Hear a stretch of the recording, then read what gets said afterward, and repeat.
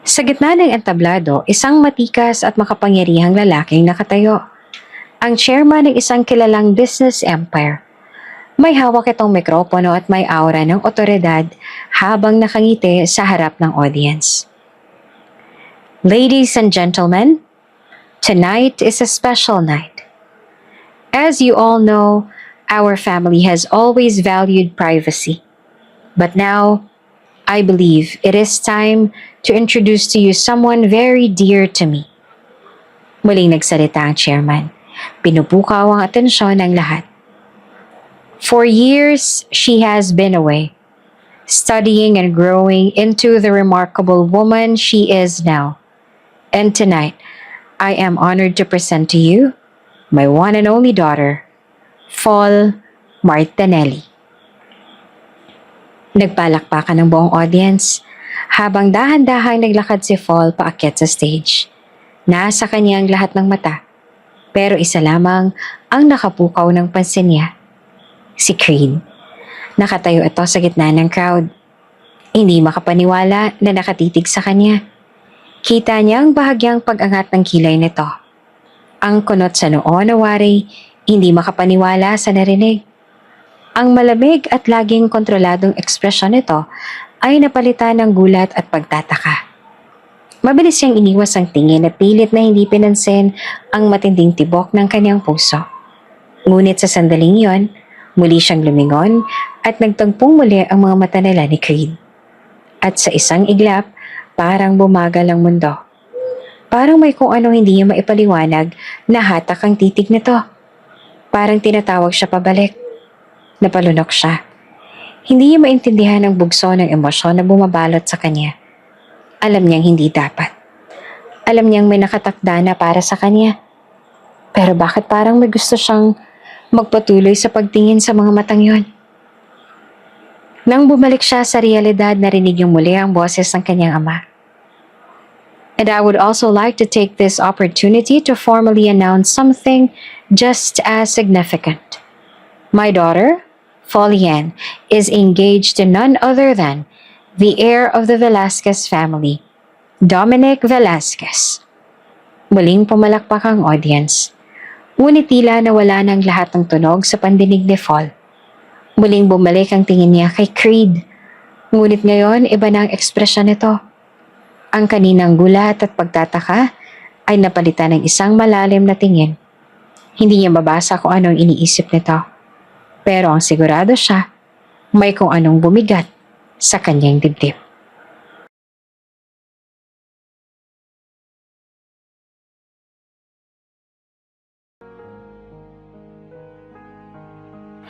Ang buong akala ni Fall Martinelli, kapag college na siya, magiging madali na ang lahat.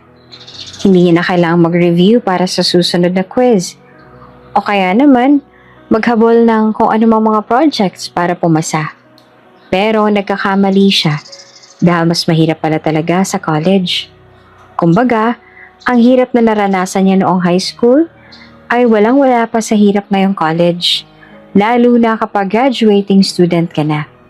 Minsan nga hinihiling ni Fall na bumalik ang oras na nasa high school pa rin para hindi niya nahilingin na maging college agad siya. Pero syempre, malabo naman na mangyari yon. Wala siyang choice kundi ang magpatuloy dahil wala naman siyang kapangyarihan na pabalikin ang oras at ayaw niya rin naman na magsayang ng panahon kung babalik siya sa high school. Sa halip na harapin ang totoong buhay ng isang graduating college student na mag-OOJT na. Konting push na lang. Gagraduate na ako. Kaya ko to. Ako pa ba? Sabi ni Fall sa kanyang sarili habang nasa harapan siya ng malaking salamin. Para sa diploma. Kakayanin. Internship lang to. Sus. Basic. Maagang dumating si Fall sa kumpanya kung saan siya mag-OJT. Suot ang kanyang simpleng corporate attire. Bagamat sanay siyang maging maaga sa anumang gawain, iba ang pakiramdam niya ngayon. Halo ng kaba at pananabik. Ito ang kanyang unang araw bilang isang intern sa isa sa pinakamalaking kumpanya sa bansa. Pagpasok niya sa main office, nalubong siya ng isang babaeng nakasuot ng formal business attire, si Miss Chamin. ang secretary ng Vice President. Good morning, Miss Fall. Magiliw na bati nito habang nakangiti. Are you ready for your first day? Good morning, Miss Chamin. Sagot niya. Pilit na tinatago ang kaba sa kanyang tinig. Yes po, I think so. Ngumiti naman si Miss Chamin at inabot sa kanya ang isang clipboard na may listahan ng mga guidelines. Before we start, let me explain your assignment. Seryoso, ngunit mahinang sabi ni Miss Chamin. You won't be working in just any department. You've been assigned to the Vice President's office. Napasinghap si Fall at nanlaki ang mga mata. The Vice President's office? Tumango naman si Chamin. Yes, the Vice President personally needs an assistant. And since this is an internship, it's all about hands-on experience. I thought it would be a great opportunity for you. Medyo naging sobrang busy rin kasi ngayon ng buong kumpanya, kaya kailangan ko na magiging katuwang sa mga gawain. Mag-hire na sana kami ng additional employee na kukunin namin. And I came across your academic profile. I noticed that you've been an outstanding student. It also shows that you've earned numerous awards for your achievements, which is truly commendable. Nang mapansin ni Miss Chamin ang labis na pag-aalangan sa kanyang mukha, napangiti ito. Don't worry, kahit na andito ka for internship, sasahuran ka pa rin naman ng kumpanya. Ang Vice President ang nag-decide nun dahil magiging unfair daw para sa'yo kung wala kang makukuhang sahod. Hindi pa rin makapagsalita si Fall. Ang akala niya kasi ay sa mga department lang siya maa-assign. Hindi niya naman lubos sa kalain na sa opisina pala ng Vice President. And you also don't need to worry. You'll mostly be handling administrative tasks, organizing documents, preparing reports, scheduling meetings, and taking notes during briefings. Pero katuwang mo naman ako sa lahat ng yon at ako magtuturo sa iyo ng mga dapat mong gawin. It's a bit overwhelming at first, but I believe you can do it. Napalunok si Fall at napatingin sa clipboard na hawak. Iniisip pa lang niya ang magiging trabaho niya ay parang gusto niya nang umurong. Paano kung pumalpak siya sa mga gagawin niya? Paano? Kung masungit pala ang Vice President? Paano kung hindi siya nito magustuhan? Paano na? Miss Chamin, what if I make a mistake? Paano kung hindi ko po magagawa ng tamang mga ipapagawa niyo po sa akin o di kaya? Tanong niya nang may pag-aalinlangan. Ngumiti si Miss Chamin at mahinahong ipinatong ang kamay sa kanyang balikat. Mistakes are part of learning, Fall. What's important is that you do your best and pay attention to details. The Vice President is strict, but if you work hard, you'll learn a lot from this experience. Hindi naman kita pababayaan kaya wala kang dapat na ikatakot. Huminga ng malalim si Fall at tumango. Wala na siyang atrasan. Kailangan niyang harapin ito. Alright, I'll do my best. Sagot niya sa wakas. That's the spirit. Sagot naman ni Miss Chamin na lalo pang lumapad ang ngiti. Now, let me remind you of a few things. Tumango si Fall at tahimik siyang nakinig kay Miss Chamin para hindi siya magkamali. First, always be punctual. The Vice President values time management. Second, be organized. He doesn't like clutter, especially with his documents. Tumango ulit si Fall. Tinandaan niya iyon. Third, always maintain professionalism. And lastly, do not hesitate to ask questions if you're unsure about something.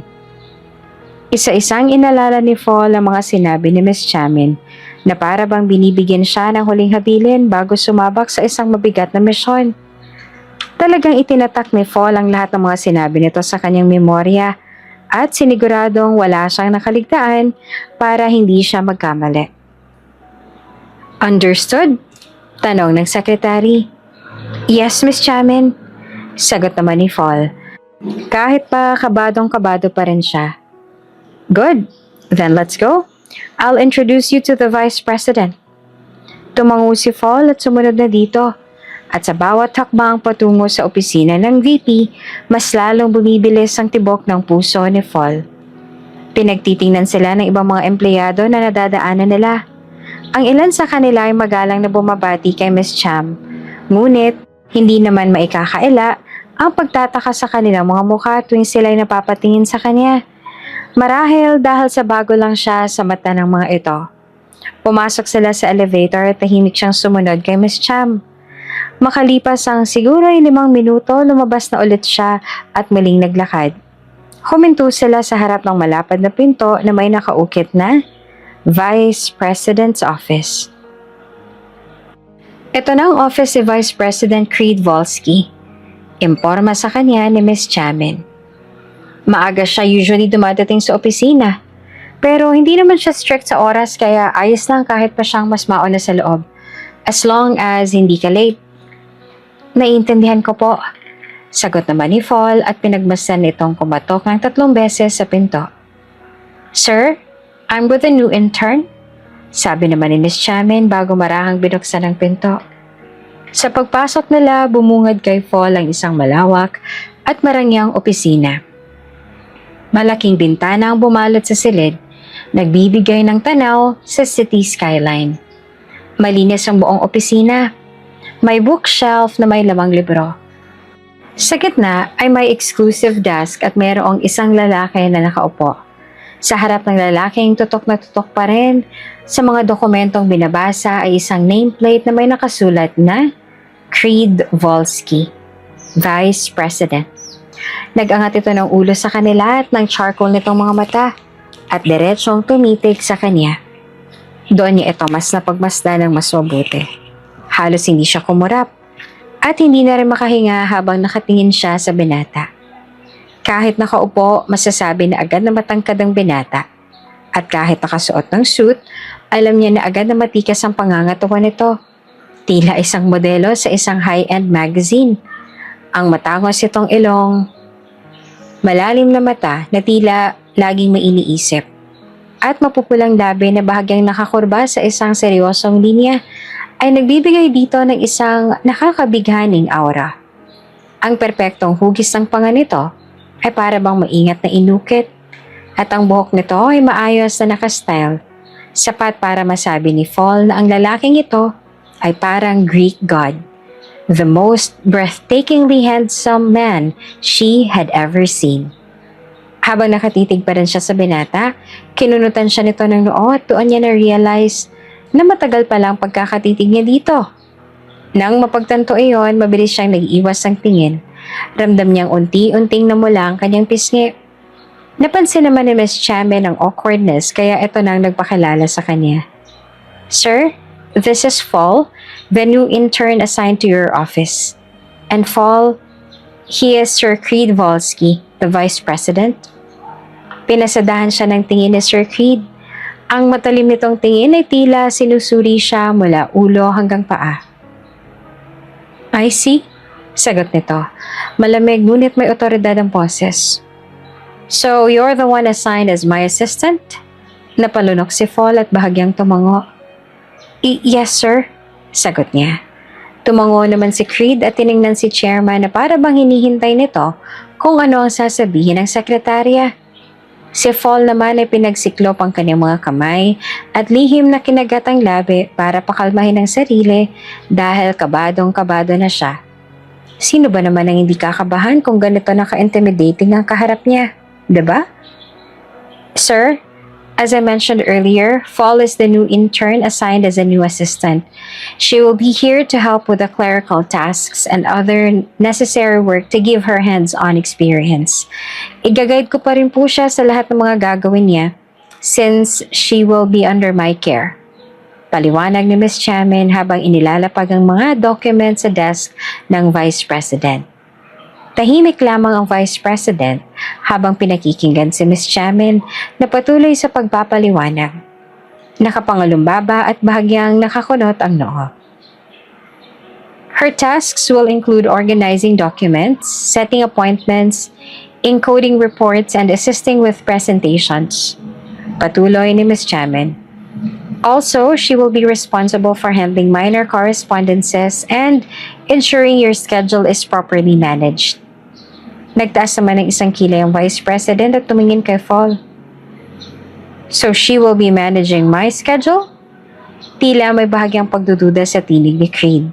Ngunit agad namang sumagot si Miss Chamin at sinabing, kaya niyang gawin yon. Dagdag pa nito, masusi nitong sinuri ang profile niya bago ito tuluyang nagdesisyong i-assign siya sa opisina ni Creed. Hindi ba, Miss Fall? Sabay baling ni Miss Chamin sa kanya. Napalunok si Fall at mabilis na tumango. Yes, sir. I'll do my best. Nagtagal pa ang tingin ng lalaki sa kanya. Tila iniisip kung kaya nga ba niyang gawin ang mga trabaho yon. Maya-maya pa tumikim ito at sumandal sa upuan. I hope so. Malamig ngunit matigas sa sagot nito habang diretso pa rin ang tingin sa kanya. I don't tolerate incompetence. Tumango naman si Fall kay Creed na tahimik pa rin siyang pinagmamasdan. O kaya naman ay hinuhusgahan? Ngumiti si Miss Chamin at bumaling kay Fall. You don't have to worry, just follow the instructions and be observant. This will be a great learning experience for you. Tumangulang ulit si Fall. Pilit na inaalis ang kaba sa kanyang dibdib. Good. If you need anything, Fall, you can come to my desk. But for now, I'll leave you with the Vice President. Tumango ang Vice President bilang tanda ng pagsang-ayon. At ilang sandali pa, lumabas na si Miss Chamin. Iniwan silang dalawa sa loob ng opisina. Tahimik na bumaling si Fall sa kanyang bagong boss. Ngunit hindi niya inaasahan ang sunod nitong sinabi. Let's see what you've got. At doon na nga nagsimula ang kanyang pagsubok bilang assistant ng isa sa pinakamakapangyarihang tao sa kumpanya. Kakaupo pa lang ni Fall sa kanyang desk nang marinig niya ang malamig na boses ng kanyang boss. Get me a coffee. Black. No sugar. Utos ni Creed habang nakatingin pa rin sa mga papeles sa mesa nito. Hindi na nag-aksaya ng oras si Fall at agad siyang tumango. Yes, sir. Mabilis siyang naglakad papunta sa coffee shop sa loob lamang ng building. Kahit kinakabahan pa rin sa bagong trabaho, sinikap niyang huwag magkakamali sa kanyang unang utos. Ilang minuto lang at natanggap niya na ang order, kaya agad siyang bumalik sa opisina. Habang nagmamadali siya naglalakad sa hallway, isang malakas na impact ang biglang sumalubong sa kanya. Halos lumipad ang baso ng kape sa kanyang kamay at bumuhos ang mainit na inumin sa kanyang blouse. Nanlaki ang mga mata ni Fall habang tiningnan ang natapon na kape sa kanyang damit at sa sahig. Are you stupid? Singal ng babaeng nabangga niya. Hindi ka pa tumitingin sa dinadaanan mo? Napasinghap si Fall at mabilis na yumuko bilang paghingi ng paumanhin. I'm really sorry. Hindi ko po sinasadya. Pero imbes na tanggapin ang paghingi niya ng tawad, masama pa rin ang tingin ng babae sa kanya. Nakakainis ka. Ingat-ingat naman oh. Tingnan mo, pati pa naman tong damit ko. Kailangan ko tuloy magpalit. Kakainis naman kasi, kabago-bago, tatanga-tanga na. Hindi na nakasagot si Fall at kahit gusto niyang ipaliwanag na hindi lang siyang dapat sisihin, pinili na lang niyang manahimik na lamang. Humingi na lamang ulit siya ng pasensya sa babaeng gigil pa rin at agad siyang bumalik sa coffee shop para muling umorder ng kape. Pagkatapos niyang makuha ang bagong order, bumalik na siya sa opisina ni Sir Creed. Pagdating niya, kita sa mukha ng kanyang boss ang inis habang tinitingnan ng relo. What took you so long? Napatingin si Sir Creed sa kanya at agad napansin ang coffee stain sa kanyang blouse. Bahagyang kumunot ang noon nito. What happened? Napakagatlabi si Fall at nagbaba ng tingin. Nabangga po ako, sir. Natapon po ang kape sa akin. Pero ayos lang po ako. Pasensya na po ako natagalan. Nag-order po ulit kasi ako ng panibago. Sagot niya ng mahina. Piniling huwag nang sabihin ng part na sinigawan siya ng employee na nabangga siya. Saglit na tumahimik si Sir Creed bago na pailing. Be more careful next time, sabi nito, sabay abot sa kape. Hindi niya na tinanong pa si Sir Creed. kaya mabilis siyang bumalik sa kanyang desk. Pilit na binipigilan ng bigat ng kanyang pakiramdam. Hindi nga nagtagal lumabas si Creed ng opisina. May meeting daw kasi ito at hindi niya kailangan na sumama dahil crucial ang meeting na iyon. Nananatili na lang siya sa loob ng opisina, nakaupo sa sofa at hindi alam kung anong gagawin dahil wala naman silang iniwan na trabaho sa kanya. Kahit pa mag-isa lamang siya, hindi pa rin mawala sa isip niya ang kanyang boss, si Sir Creed. Sa unang tingin, isa lang itong seryoso at intimidating na lalaki. Pero para bang may kakaiba dito. Kahit malamig ang personalidad nito, hindi maikakaila na may something intriguing tungkol dito. Dahil hindi mapigilan ng kanyang curiosity, nagpa siya siyang mag-research tungkol kay Creed habang wala siyang ginagawa. Binuksan niya ang kanyang laptop at nagsimulang mag-type ng pangalan nito. Pagbukas niya ng ilang articles at business-related websites, hindi niya napigilang magulat sa kanyang mga natuklasan. Full name: Creed Aslan Volsky. Age: 29. Status: unmarried. Vice President of Aqua Voyage Holdings. Creed Aslan Volsky was not born into a wealthy family. But through his hard work and determination, he rose to success in the business world. At a young age, he earned a full scholarship to a prestigious university where he graduated summa cum laude with a degree in business administration. His journey from humble beginnings to remarkable achievements serves as an inspiration to many aspiring entrepreneurs. He was a scholar? Mahina niyang bulong sa sarili habang nakatitig sa screen. Hindi niya inakala na ang isang taong kasing yaman at makapangyarihan ni Sir Creed ay hindi pala ipinanganak na may gintong kutsara sa bibig. Ayon sa kanyang nabasa, naging kilala ito sa corporate world dahil sa husay nito sa pagpapatakbo ng negosyo. Sa edad na wala pang 30, ito na ang vice president ng isa sa mga pinakamalaking kumpanya sa bansa. Napanganga si Fall. Wow, ang galing naman niya. Habang patuloy siya nagbabasa, napunta ang atensyon niya sa isang luma, ngunit interesting na article. The most eligible bachelor, Creed Volsky. Still single? Napakunot ang noon niya at binasa ang article na yon. Hanggang ngayon, wala pa ring balita na may kasintahan si Sir Creed. Pero noon daw, may mga rumors tungkol dito. Isang sikat na modelo ang naugnay dito noon. Pati na rin ang anak ng isang business tycoon. Pero rumors lang daw yon dahil wala namang naging confirmation. Creed Aslan Volsky, the rising business mogul and summa cum laude graduate, has captured the attention of many. Not just for his impressive professional achievements, but also for his undeniable charm and good looks. Despite his success, there's one question that keeps popping up. Why is he still single? Many girls are curious about Creed's relationship status, and while he hasn't publicly shared details about his personal life, rumors have circulated about the kind of woman who might catch his eye. Hindi na nakakapagtaka na kahit sa ganitong mga bagay ay may article pa rin.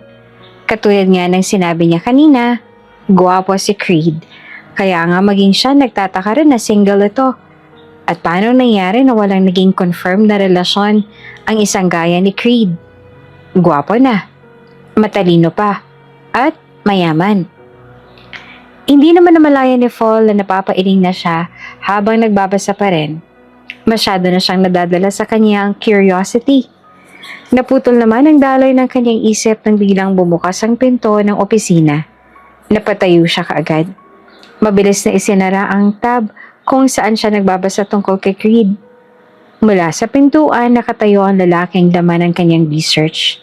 Seryoso ang mukha at matalim ang mga mata. Parang biglang nanigas si Fall, lalo na't nahuli siya nito habang tila may ginagawang hindi niya dapat gawin. What are you doing? Tanong nito habang nakatingin sa kanya ng diretsyo. Napalunok si Fall at dali-daling inayos ang kanyang postura. Hindi niya maaaring sabihin na nagre-research siya tungkol dito. I'm just checking some documents, sir. Mabilis siyang sagot.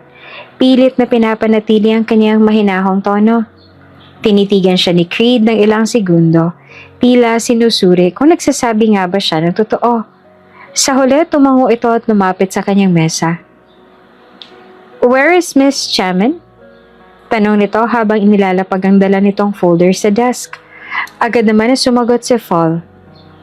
She went out, sir. She had something to take care of. Muli namang tumango si Creed bago nag-ayos ng mga cufflinks. Find her and tell her to come to my office immediately. I have something for her to do. Yes, sir. Sagot ni Fall.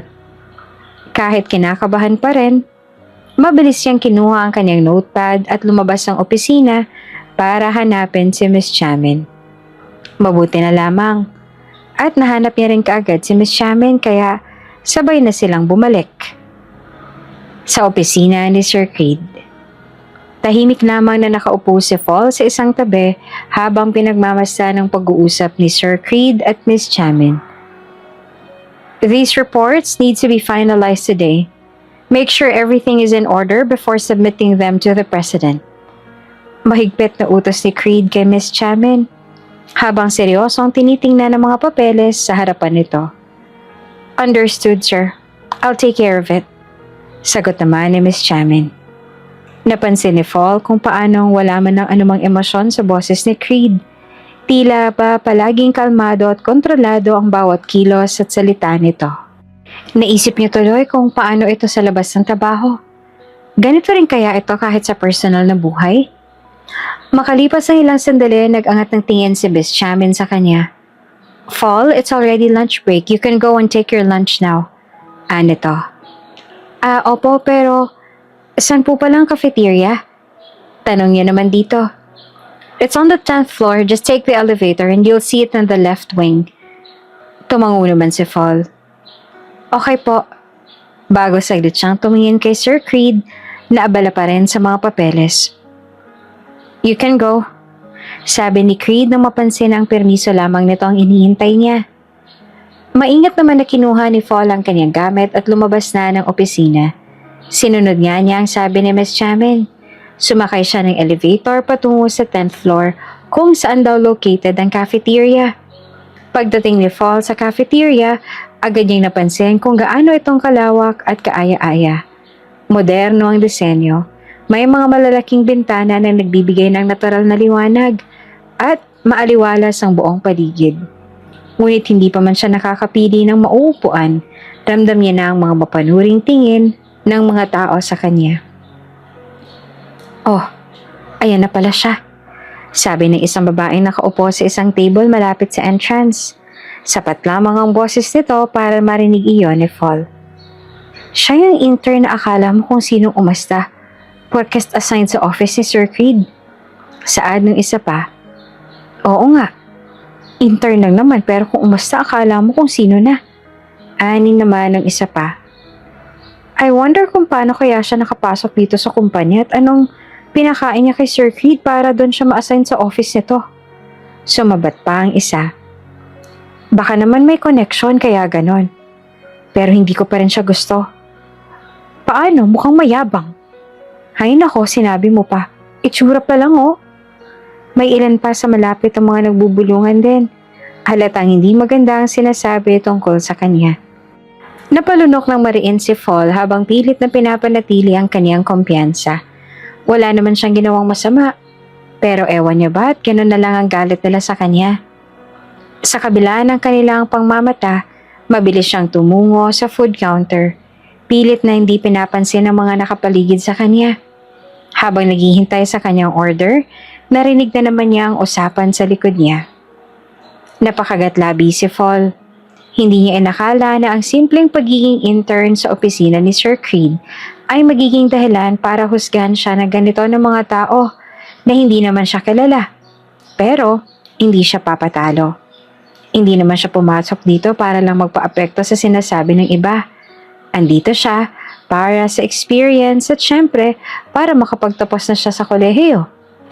Kaya kahit ramdam niya ang bumibigat ng mga atmosphere sa paligid, tinikom niya ang kanyang bibig, kinuha ang kanyang pagkain, at naghanap ng sulok kung saan siya pwedeng kumain ng mag-isa, malayo sa mga matang may panghuhusga.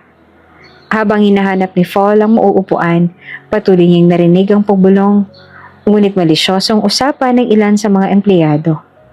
Alam niyang siya pa rin ang pinag-uusapan nila, ngunit pinili niyang wag na lang itong pansinin.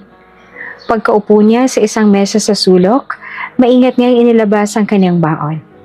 Isang lata ng sardinas na paborito niya mula pa nung bata siya. Maingat niyang binuksan ito at inihanda kasama ng kanin na order niya. Ngunit hindi pa man siya nagsisimulang kumain, napansin niyang mas lalo lang siyang napansin ng mga tao sa paligid. "Ano yan? Sardinas?" sabi ng isang babae mula sa kabilang mesa. Hindi na nag-abala pang ibaba ang boses. "Diyos ko, sa laki ng kumpanyang to, may nagbabaon pa talaga ng ganyan?" Sabay hagikik ng isa pa. Baka naman yan lang yung afford. Buti hindi pa nagdala ng tuyo, hindi na nahiya." May ilan pang tumingin sa kanya ng may halong panlalait.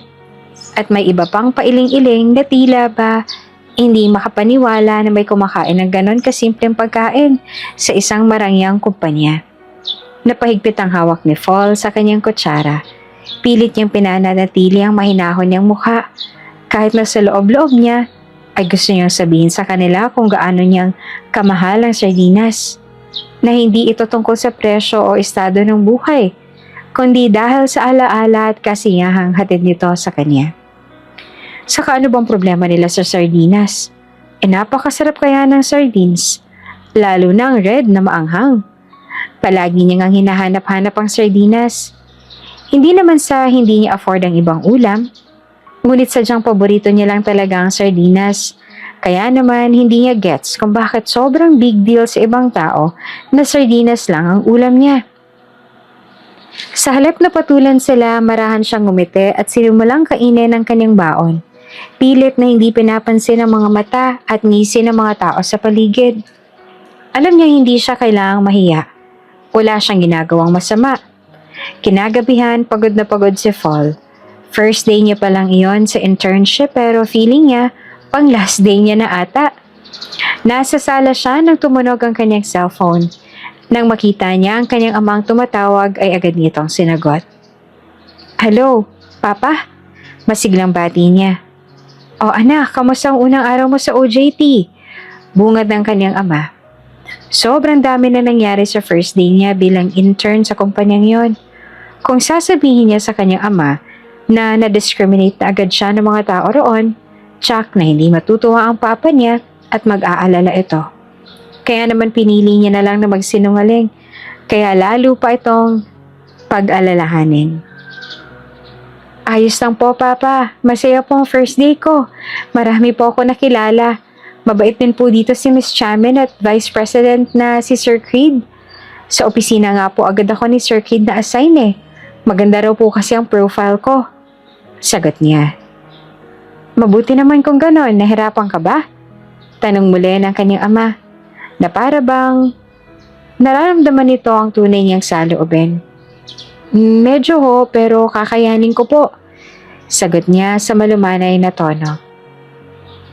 "Alam ko naman pong hindi madali pero gusto ko ho itong gawin." Sa kabilang linya, narinig niyang huminga ng malalim ang kanyang ama bago nagsalita. "Alam kong kaya mo, anak. Pero kung may problema ka, huwag kang mahihiyang magsabi sa akin, ha? Alam mo naman na lagi ako nakahanda na tulungan ka. You're daddy's only princess after all." "Opo, Papa. Salamat po," sagot niya sa ama. "Siya nga po pala pa. Kailan ang uwi mo?" "I don't know. Maybe next week. Marami pa akong inaayos sa mga problema. Alam mo naman. Pero kahit gaano ako ka-busy ngayon, syempre handa pa rin akong tulungan ka kung may problema ka sa internship mo." Lagi na lang busy sa trabaho ang kanyang ama. Sa totoo lang, mas madalas niya pang makita ang mga kaklase niya kaysa sa kanyang sariling ama. Pero nauunawaan niya naman na ginagawa iyon ng kanyang ama para lang din sa kanya. Matapos ang tawag, nagtungo na siya sa kanyang silid para makapag-shower at pahinga dahil bukas kailangan niyang pumasok ng maaga sa kanyang trabaho. Kinabukasan, mas maaga pang nagising si Fall kesa sa alarm clock niya. Gusto niyang mas maaga makarating sa opisina ngayon. Ayaw niya nang malate sa kahit anong utos ni Sir Creed. Matapos maganda, agad siyang umalis at bumiyahe patungong kumpanya. Pagdating niya sa building, tahimik niyang tinungo ang pinto ng opisina ni Sir Creed. Mukhang akong unang dumating ngayon si isip-isip niya habang papasok na siya. Ngunit bago pa siya makahawak sa handle door, bigla itong bumukas mula sa loob. Napanganga siya sa gulat at bumungad sa kanya ang matangkad at gwapong lalaki. Walang iba, kundi si Sir Creed. Maaga pa lang ngunit nasa opisina na ito. Suot nito ang isang puting long sleeves na bahagyang nakatupi ang manggas. At kahit simpleng forma lang, napakalakas pa rin ang dating nito. Napakurap si Fall, sabay bumati ng maayos. Good morning, sir. Good morning. Sagot naman ni Creed sa mababang boses at bahagyang tumango. You're early. Agad nang umiti si Fall. I make sure to be early every day, sir. Muli namang tumango si Creed. Halatang nasiyahan sa sagot niya. That's good. Saglit itong lumingon sa loob ng opisina. Tsaka muling binalik ang tingin sa kanya. Since you're here, get me a cup of coffee. Parang automatic na nag-react ang katawan ni Fall at agad siyang tumango. Yes sir, right away po. At sa kanyang pagtalikod na pabuntong hininga siya. Akala ko ako ang mauunang dumating, pero parang imposible yata dahil mukhang ginawa ng bahay ni Sir Creed ang opisina nito. Pagbalik ni Fall sa opisina, dala niya na ang kape para kay Sir Creed. Maingat niyang tinungo ang mesa nito, kung saan abala na itong nagtatrabaho. Tahimik at seryoso si Creed habang binabasa ang isang makapal na dokumento. Hindi man lang napansin ang pagdating niya. Huminga muna ng malalim si Fall bago inilapag ang tasa sa gilid ng mesa nito. Here's your coffee, sir. Aniya. Sa wakas, nag-angat ng tingin sa kanya si Creed. Thanks. Tipid na sagot nito. Tsaka inabot ang tasa at humigop ng kape. Habang nakatayo pa sa harapan nito, napatingin si Fall sa likuran ng upuan nito at doon niya napansin ang isang coat na nakapatong sa swivel chair. Kumunot ang noon niya nang ma-realize niya kung anong coat iyon. Pareho ito ng suot ni Sir Creed kahapon. Dahil sa pagtataka, hindi niya napigilan ng sarili na magtanong. Sir, hindi po ba kayo umuwi kagabi? Bahagyang nag-angat ng tingin si Creed mula sa dokumentong binabasa nito. Yeah? Sabay sagot turo sa pinto sa bandang gilid ng opisina. I have a bedroom here. Nanlaki ang mata ni Fall. May kwarto kayo dito sa opisina, sir? Tiningnan siya ni Creed na parang hindi maintindihan kung bakit siya nagugulat. Of course. Sometimes my work extends late into the night. And instead of wasting time going home, I just stay here. Napakurap si Fall. So, dito talaga kayo natulog kagabi? Tango ang isinagot ni Creed bago muling bumalik sa pagbabasa ng dokumento. It's more convenient plus it saves me time. Wika nito. Lagi po kayo natutulog dito sa office nyo? Yeah? Bihira na ako umuwi sa kondo ko since marami rin akong trabaho. Pambihira. Mukhang totoo ngang nasa isip niya kanina na ginawa na nitong bahay ang opisina nito. Hindi alam ni Fall kung bakit pero parang nakakaramdam siya ng awa. Hindi ba't nakaka-stress yun? Araw-araw na trabaho tapos dito pa natutulog? Wala bang oras para magpahinga o kahit saglit na umuwi? Hindi na nga napigilan ng sarili na magtanong ulit. Pero sir, hindi po ba sobrang nakakapagod yon? Halos wala na kayong pahinga niyan. Puro trabaho na lang? Parang ang hirap naman ng trabaho lang ang iniikutan ng buhay ninyo. Itinigal ni Creed ang ginagawa at muling tumingin sa kanya. It's just how it is. Sagot nito. Work needs to be done. And I prefer to stay ahead. Parang may kung anong bumigat sa dibdib ni Fall.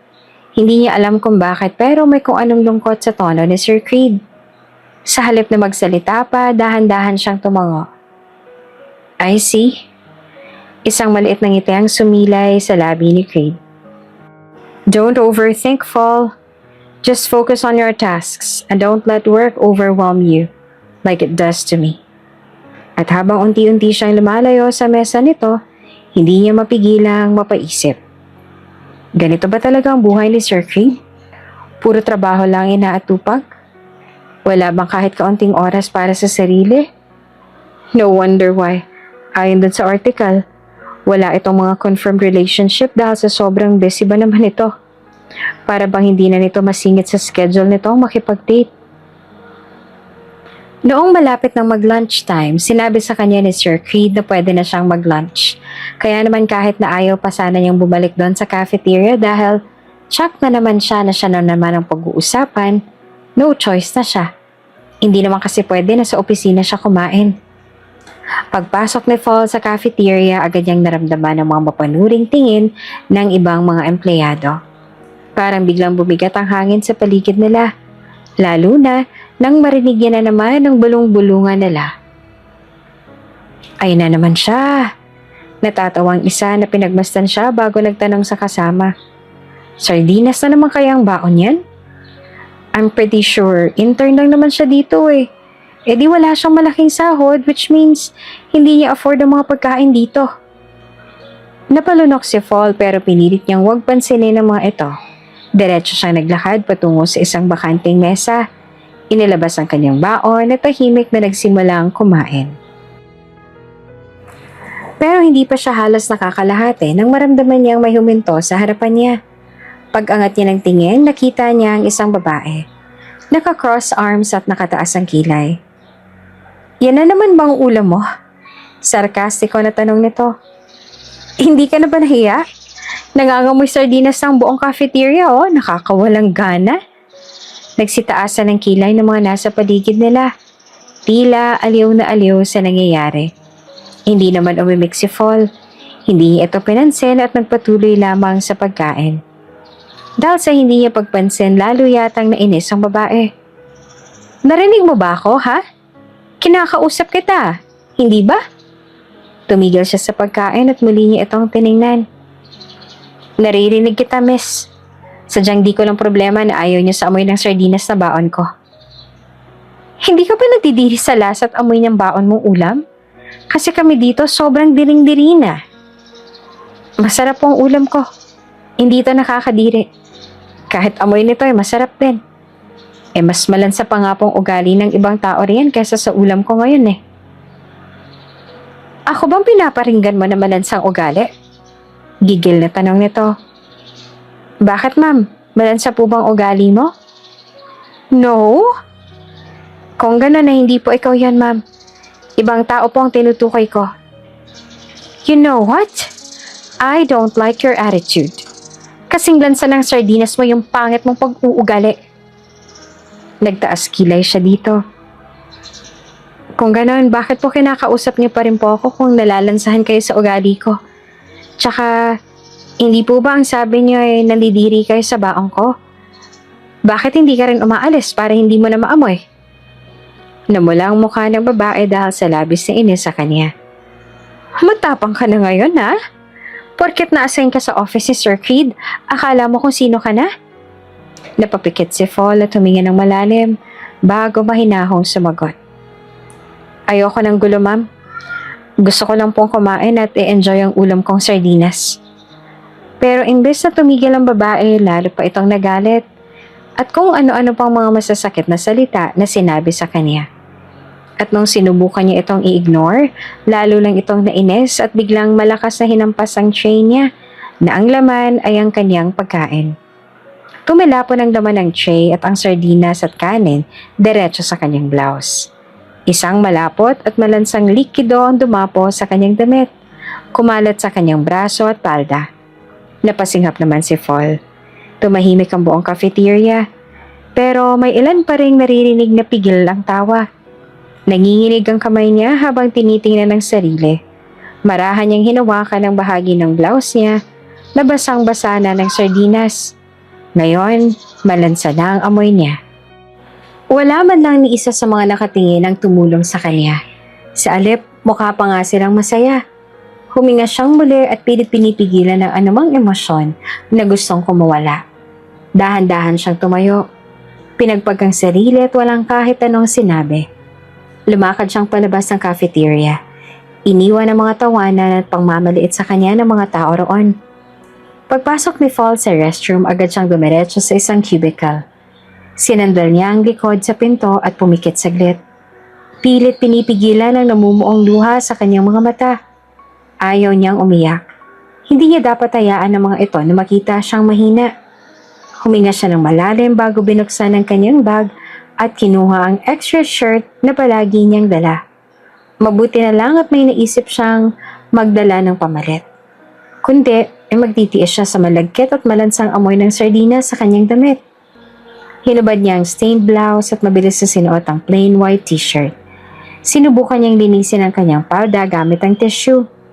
Pero may bahagyang mantsa pa rin na hindi matanggal-tanggal. Wala na siya magagawa. Paglabas niya ng cubicle, tumapat siya sa salamin at tiningnan ng sarili. Kita niya ang bahagyang pamumula ng kanyang mga mata. Pero pinilit niyang umiti ng mahina bago huminga ng malalim. Hindi niya na rin tinapos ang kanyang lunch. Wala na siyang gana. At kung babalik pa siya sa cafeteria, baka lalo lang siyang pagtawanan. Mas mabuting bumalik na lang siya sa opisina at magpatuloy sa trabaho. Pagpasok niya sa opisina, naroon na si Miss Chamin. Nakatayo sa harap ng mesa niya at may hawak na folder. "Oh, tapos ka na bang mag-lunch, Fall?" Tanong nito nang makita siya. "Opo, ma'am," tipid niyang sagot. Mula sa kabilang bahagi ng opisina, si Creed naman na abala sa pagbabasa ng documents ay napatingin sa kanya.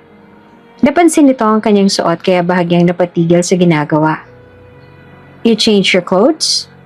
Nito nakataas ang kilay. "Why?" Napalunok si Fall bago mabilis na sumagot. "Natapunan kasi ng juice ang blouse ko, sir." Saglit siyang tinitigan ni Creed. Parang sinusuri kung nagsasabi nga ba siya ng totoo. Pagkatapos ay umiling ito at bumalik sa binabasa. "You're so clumsy." Sad nito. Hindi na lang siya nagsalita at umupo sa kanyang desk. Lumapit naman si Miss Chamin sa kanya at inilagay ang folder sa harapan niya. "Fall, ito yung task mo for today. Dapat mong ayusin ang listahan ng mga clients na nakipag-meeting kay Sir Creed nitong nakaraang linggo. Make sure na maayos ang pagkakasunod-sunod ng dates at tama ang contract details na nakalagay." Tumango si Fall. "Noted po, Miss Chamin. Also, pagkatapos mong gawin yan, kailangan mong ipasa sa akin para ma-double check ko bago natin isubmit kay Sir Creed." "Opo." Pinanood siya ni Miss Chamin habang nagbubukas siya ng computer at sinimulang itype ang details. Ilang minuto pang lumipas bago muling nagsalita si Miss Chamin. "Huwag ka masyadong kabahan, Fall. Just stay focused, okay?" Ngumiti ito. Bahagyang lumuwag ang dibdib ni Fall sa narinig. "Salamat po, Miss Chamin." Sinimulan niya na ang trabaho. Habang sa kabilang mesa naman ay tahimik na nagbabasa si Sir Creed. Pakiramdam niya ay parang laging may nakamasid sa kanya, kaya lalo siyang nag-ingat sa bawat galaw niya. Alam niyang kailangan niyang pagbutihin ito. Ayaw niyang biguin si Miss Chamin at lalong ayaw niyang biguin ang sarili niya. Habang abala si Fall sa pag-aayos ng listahan ng mga clients, napansin niyang tumayo si Sir Creed mula sa mesa. Hindi niya ito masyadong pinansin at sandali lang niya itong sinundan ng tingin bago bumalik ang atensyon sa ginagawa niya. Kailangan niyang tapusin ito ng maayos. Ayaw niyang magkamali lalo na't under observation pa siya bilang OJT. Makalipas ang ilang minuto, bumalik si Sir Creed sa opisina. Narinig niyang pagbukas ng pinto at ang mahihinang yapak ng sapatos nito sa sahig. Hindi niya inaasahan na hihinto ito sa tapat ng kanyang desk. Nag-angat siya ng tingin at bago pa siya nakapagtanong, may marahang inilapag ito sa harapan niya. Isang chocolate bar. Napatitig siya roon bago muling tumingin kay Sir Creed. Halatang nagtataka. "Para saan po ito, sir?" Nakapasok ang isang kamay ni Creed sa bulsa ng slacks habang ang isa naman ay casual na itinuro ang tsokolate. "That's for you." You looked stressed. It will help you loosen up a bit. Napakurap si Fall. Hindi agad alam kung anong isasagot. Hindi niya inaasahan na bibigyan siya nito ng kahit na ano. Lalo na't seryoso at stricto itong tingnan palagi. Bahagya siyang nahiya, pero agad niyang kinuha ang chocolate at marahang tumango. Thank you po, sir. Hindi na sumagot si Creed at bumalik na lamang sa mesa. Parang wala lang nangyari. Tinignan ni Fall ang chocolate sa kanyang kamay. Hindi niya alam kung bakit, pero pakiramdam niya ay medyo lumuwag ang bigat sa kanyang dibdib. Maliit na bagay lang ito.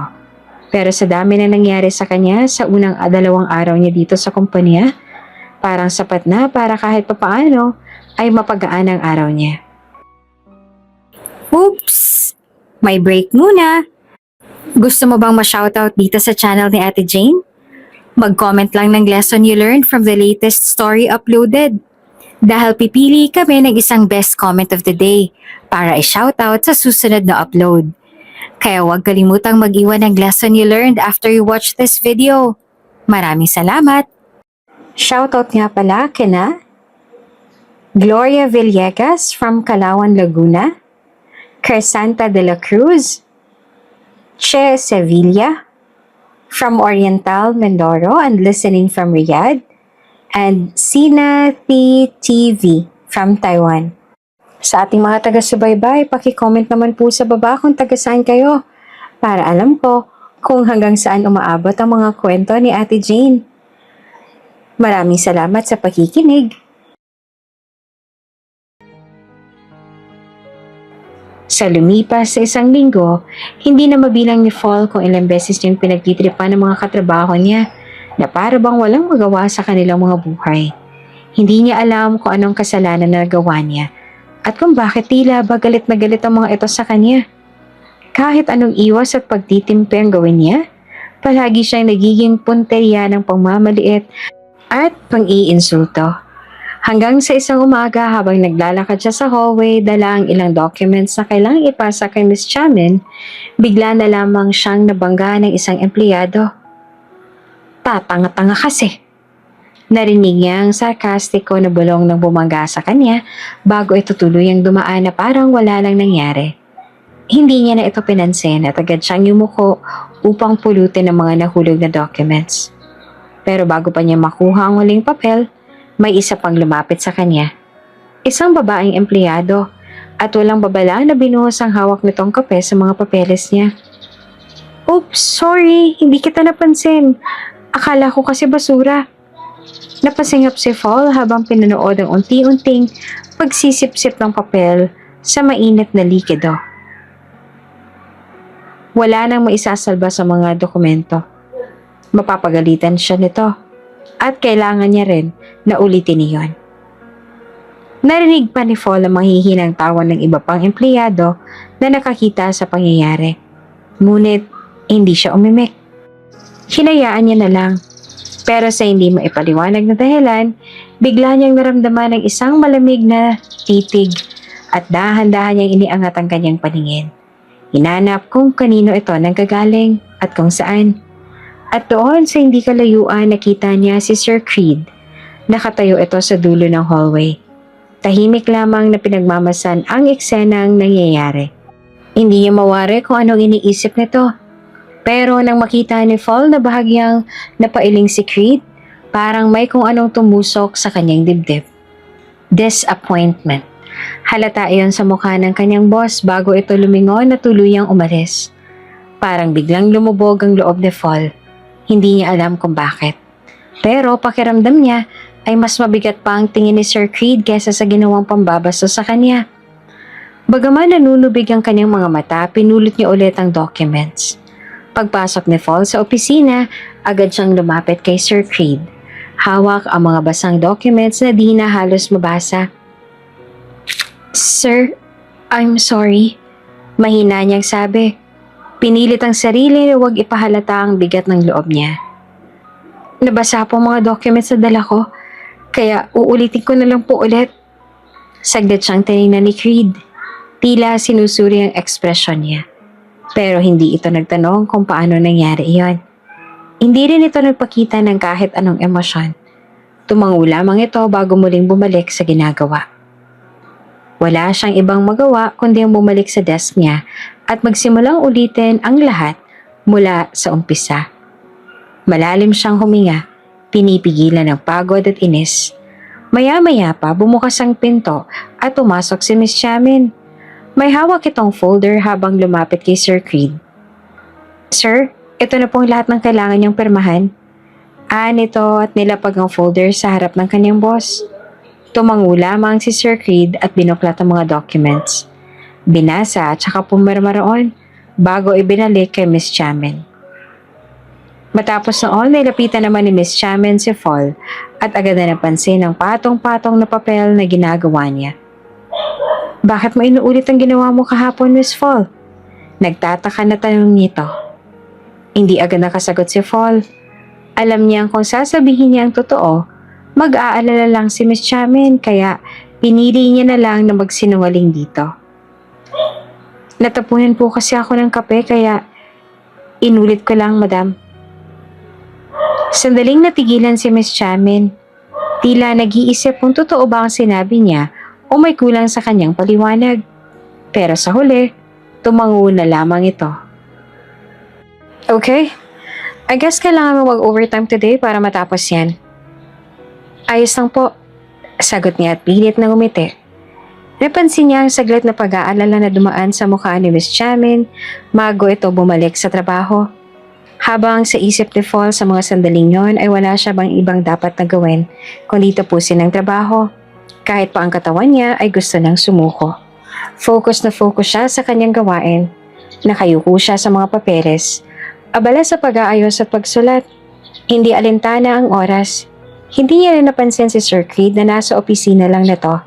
Tahimik na gumagawa rin ng mga sariling gawain.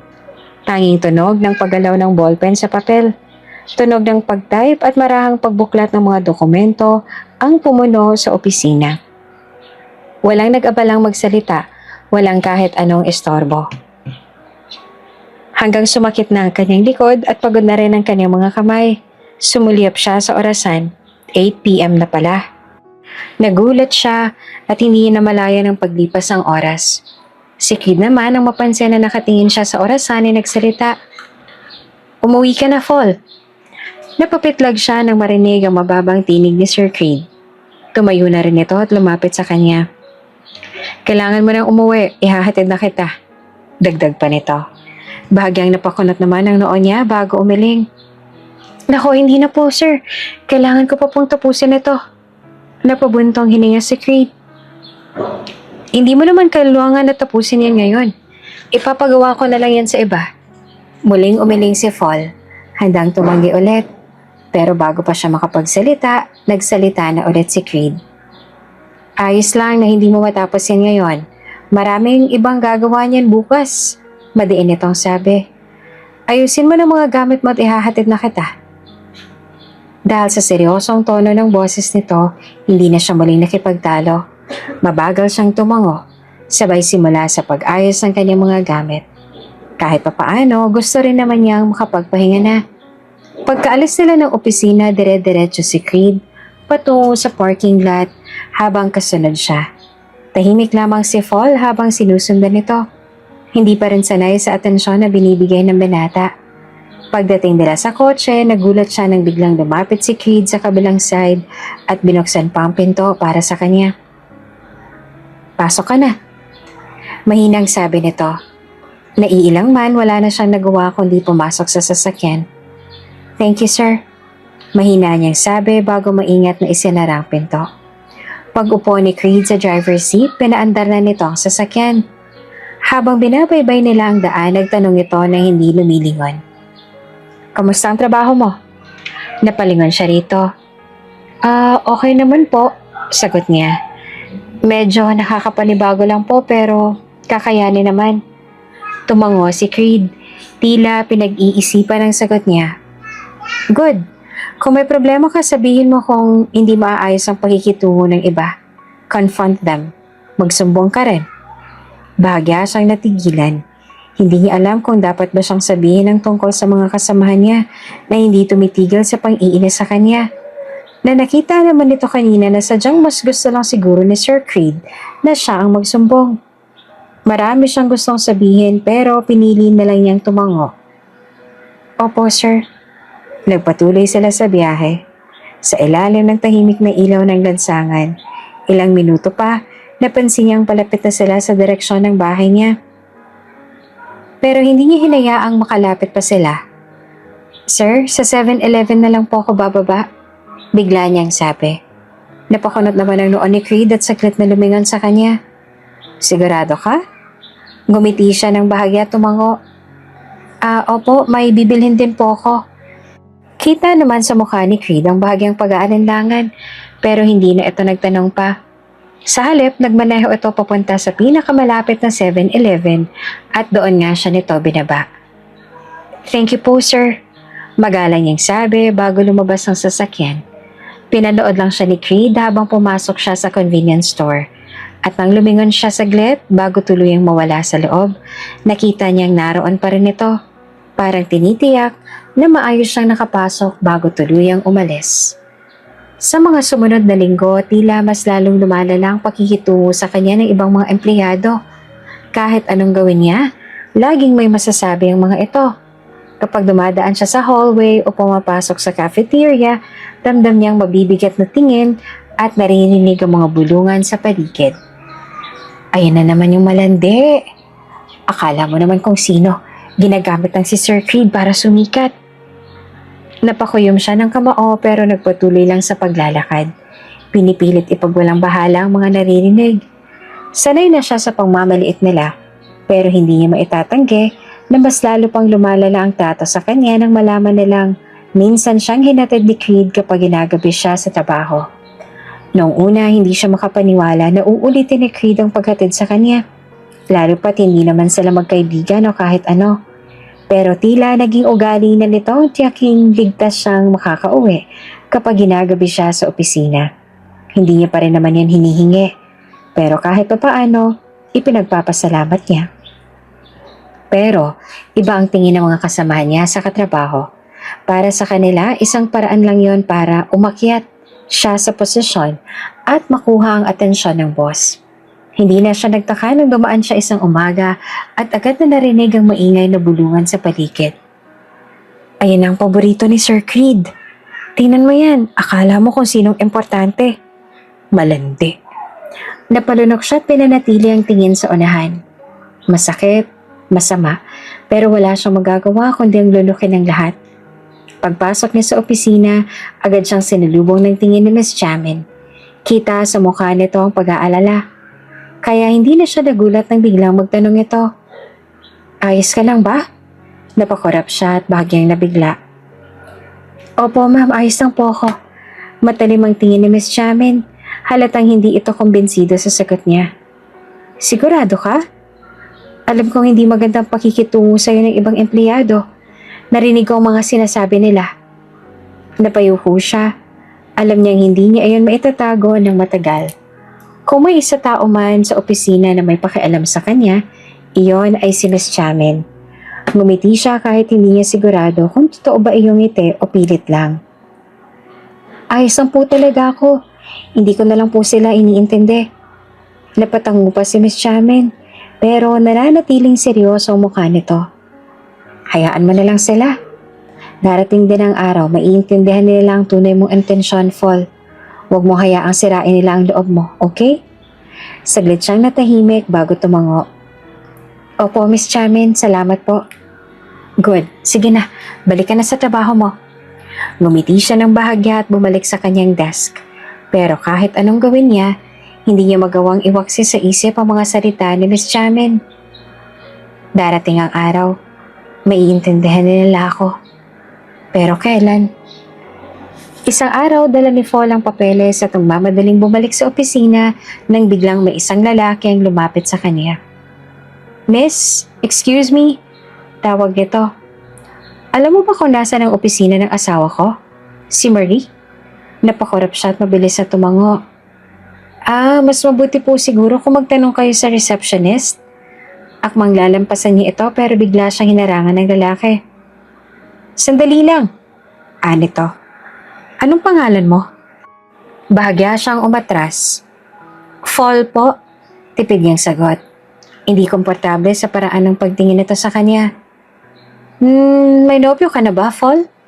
May bahid ng pilyong ngiti sa labi ng lalaki. Mas lalo siyang nag-atubili at hindi na sana papansinin ang tanong na to, pero bago pa siya makaalis, hinawakan nito ang pulso niya. Saglit lang naman, bakit parang iwas na iwas ka? Mabilis siyang hinilang kanyang kamay mula sa hawak nito. Sorry po, pero may trabaho pa po ako. Bago pa siya makalayo, isang matinis na boses ang umalingaw-ngaw. Ano to? Paglingon niya, nakita niyang isang babae na empleyado rin sa kumpanya. Ang galit na papalapit sa kanila. Nagngangalit ang bagang nito habang ang mga matay nakapako sa kanya. Ano tong pinanggagawa mo sa asawa ko, ha? Nilalandi mo? Nanlaki ang mga mata niya. Po? Hindi po. Hindi pa niya natatapos ang sasabihin. Nang bigla na lang siyang sinampal ng babae. Walang hiya ka? Malandi ka? Sigaw nito. Kabago-bago mo pa lang dito, nangangabit ka na. Hindi ka na ba nakontento kay Sir Creed? At ngayon pati ang asawa ko lalandiin mo na rin? Hindi po totoo yan, hindi ko po siya kilala. Mas lalong hindi ko po siya nilalandi. Desperado ang paliwanag niya, pero mas lalong nag-init ang babae. Magsisinungaling ka pa talaga, malandi ka talaga.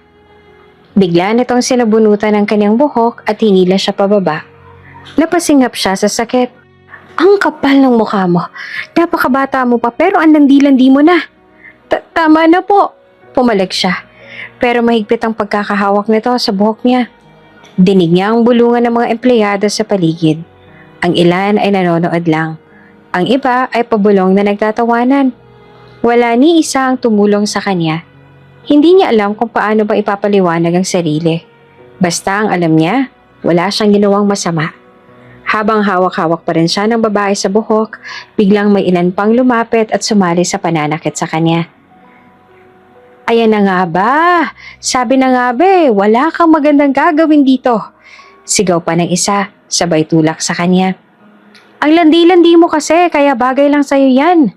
Dagdag naman ng isa pang babae bago siya sinampal ng malakas. Hindi niya na alam kung saan ililiko ang katawan niya upang umiwas. Ang sakit ng pagkahatak sa buhok niya, ang mga kuko ng babae ay halos bumaon sa anit niya. Tama na po, wala po akong kasalanan. Naiiyak niya ng pagsusumamo, pero tila wala silang pakialam. Isang malakas na tulak ang nagpatumba sa kanya. Nawalan siya ng balanse. Ang blouse niya ay bahagyang napunit at muntik na siyang mahubaran. Akala niya ay babagsak na siya sa sahig. Pero bago pa mangyari yon, biglang may mainit at matibay na yakap ang sumalo sa kanya. Isang braso ang mahigpit na pumulupot sa kanyang bewang. Hinahatak siya palayo sa gulo. Naramdaman niya ang tibok ng puso ng lalaking yumakap sa kanya. Mabilis at puno ng tensyon. Napatingin siya at halos hindi siya makapaniwala. Si Creed. Masama ang tingin nito sa mga empleyado at ang pangay nagtatagi sa galit. Stop it! Malakas at matigas na sigaw ni Creed. Biglang natahimik ang buong paligid. Ang mga empleyadong kanina lang ay walang pakundangang umaapi sa kanya ay parang mga estatwa na hindi makagalaw. Nanginginig naman si Fall, hindi dahil sa takot kundi sa lahat ng emosyon na nararamdaman niya. Ramdam niya pa rin ang mahigpit na pagkahawak ni Creed sa kanya. Para bang sinisigurado na hindi siya muling masasaktan. What the hell do you think you're doing? Matigas at galit na tanong ni Creed. Ang boses niya ay umaalingaw-ngaw sa buong opisina. Walang sumagot. Ang lahat ng empleyado na kanina lang ay walang habas na nananakit kay Fall ay biglang natameme.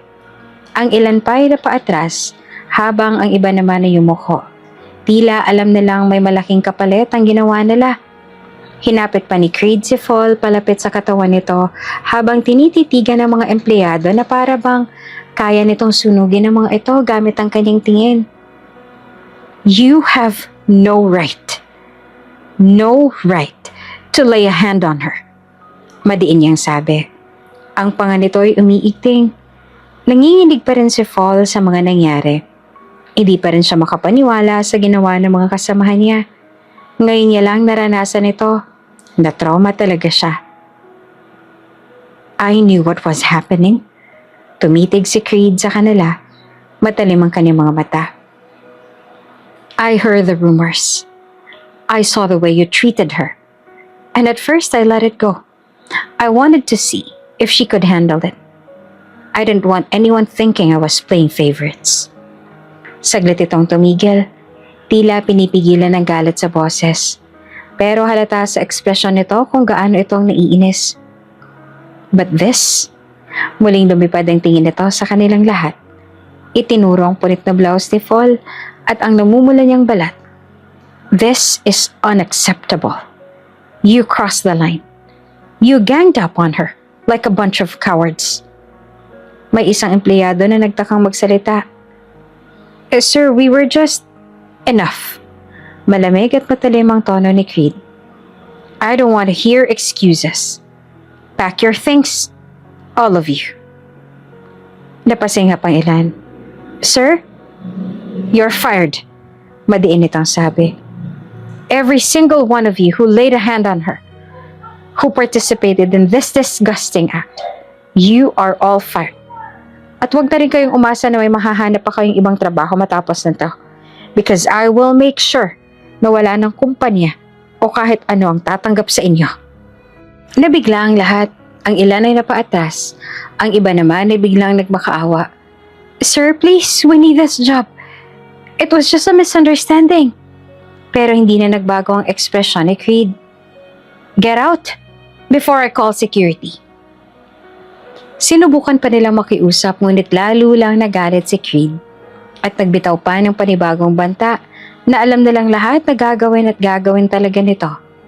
Isa-isang nagpulasa ng mga empleyado. Ang iba ay hindi makapaniwala. Ang iba naman ay galit na galit pero walang magawa. Ngunit karamihan, lalo na yung mga nanakit sa kanya, ay nahiya at puno rin ng pagsisisi. Dahil hindi lamang sila nawalan ng trabaho, ipapakulong din daw sila ni Creed at sisiguraduhin na wala ng kahit anong kumpanya ang tatanggap pa sa kanila. Nang tuluyan ang wala ang lahat ng nang-api kay Fall, binitiwan ni Creed ang isang malalim na buntong hininga bago bumaling kay Fall. Are you okay? Mahina ngunit seryoso niyang tanong. Hindi agad nakasagot si Fall. Nanghina siya sa lahat ng nangyari. Sa sakit ng katawan niya, sa bilis ng mga pangyayari. Pero sa kabila ng lahat, may isang bagay lang ang naisip niya. Si Creed. Pinagtanggol siya. Halos hindi pa rin makagalaw si Fall sa sobrang panghihina. Ang kanyang katawan ay nanginginig. Hindi lamang dahil sa sakit kundi dahil na rin sa matinding emosyon na pilit niyang pinipigilan. Naramdaman niya ang biglang paggalaw ni Creed sa tabi niya. Sa isang iglap, hinubad nito ang coat at marahang pinatong sa kanyang balikat. Wear this. Mahina ngunit mariin ang sabi nito. Nag-angat naman siya ng tingin. Nagtataka sa kilos nito. Ngunit hindi siya nakaimik. Ramdam pa rin niya ang bigat ng tingin ng binata. Hindi iyon mapanumbat. Hindi rin malamig. Pero may kakaibang bigat na parang may nais itong iparating. Come with me. Hindi siya tumutol nang marahang hawakan ni Creed ang kanyang braso. Maingat siya nitong inalalayan paalis sa lugar kung saan siya sinaktan. Hindi niya alam kung dahil ba sa pagod o sa bigat ng emosyon, pero hindi niya nagawang tanggihan ang tulong ng binata.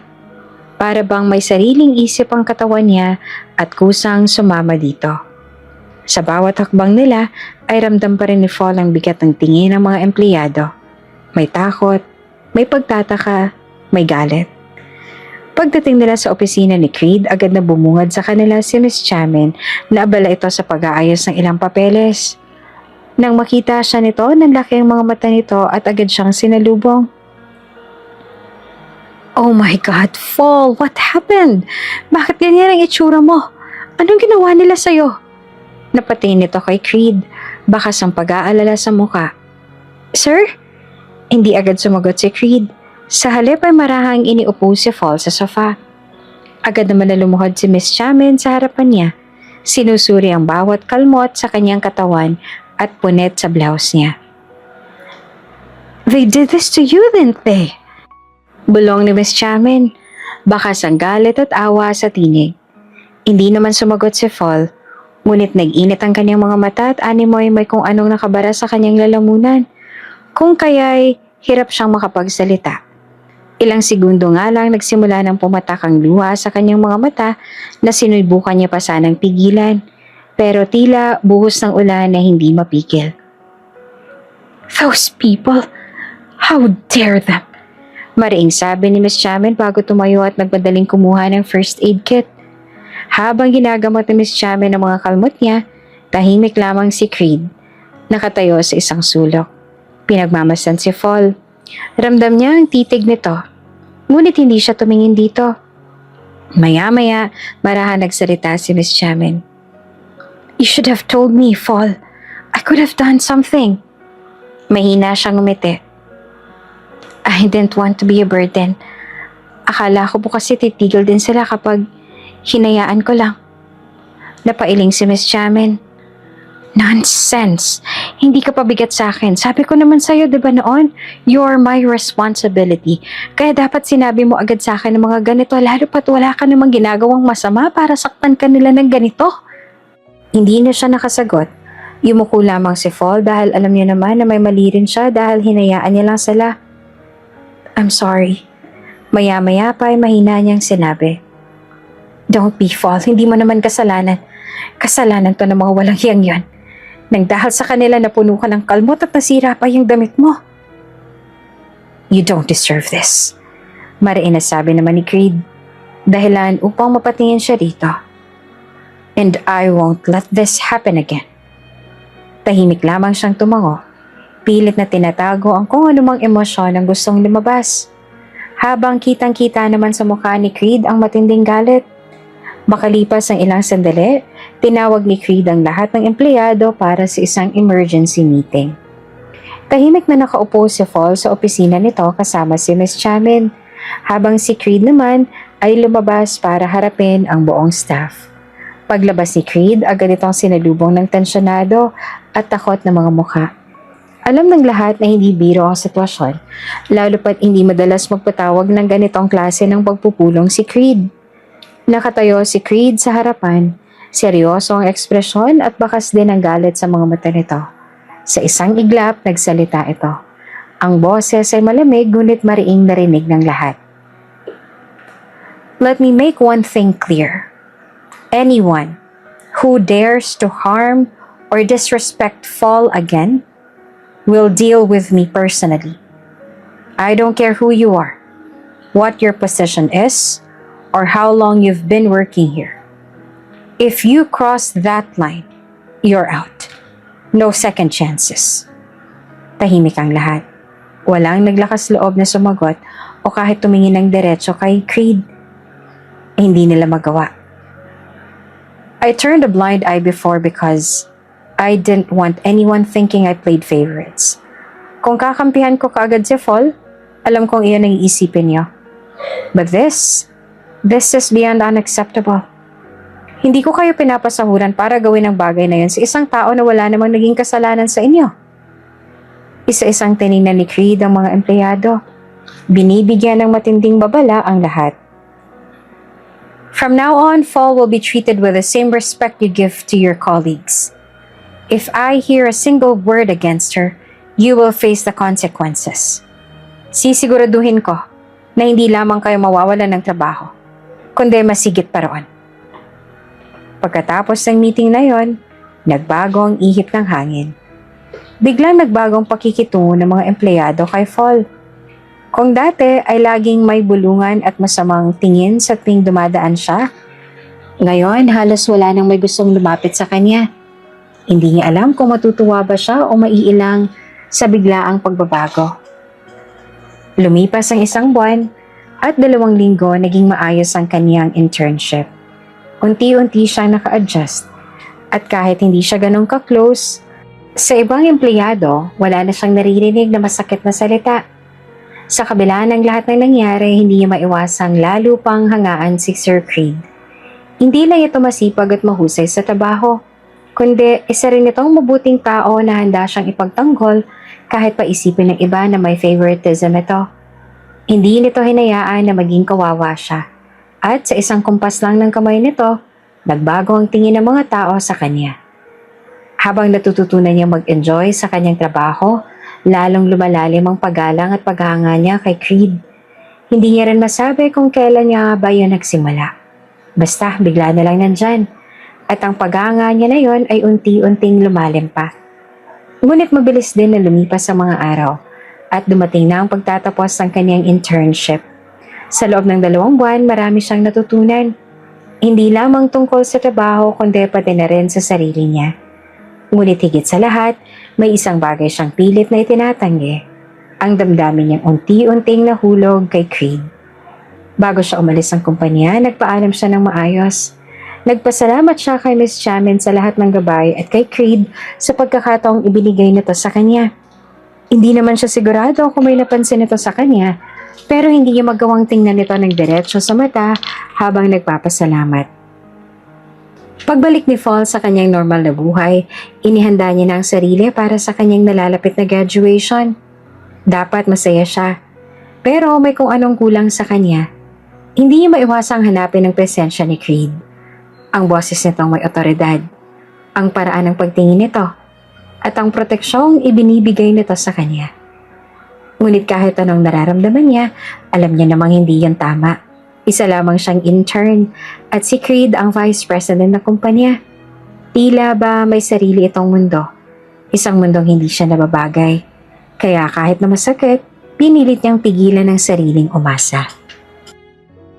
Isang gabi, sa loob ng isang ingranding mansyon, tinawag siya ng kanyang ama para kausapin. Nakaupo ito sa loob ng isang malawak na silidaklatan. May hawak na baso ng alak. Nang makita siyang pumasok, pumaling ito sa kanya ng may seryosong ekspresyon. Ano po yun, pa? Kinakabahan na tanong niya matapos maupo sa harap nito. How are you? Tanong ng ama. Ayos lang naman po ako, pa. Ang kanyang amang mag-isang nagpalaki sa kanya. Maaga kasing nawala ang kanyang ina dahil sa sakit. Bata pa lang, malapit na siya sa kanyang ama. Iyon nga lang, nung magdalaga siya, naging sobrang busy ng kanyang ama sa kumpanya nila.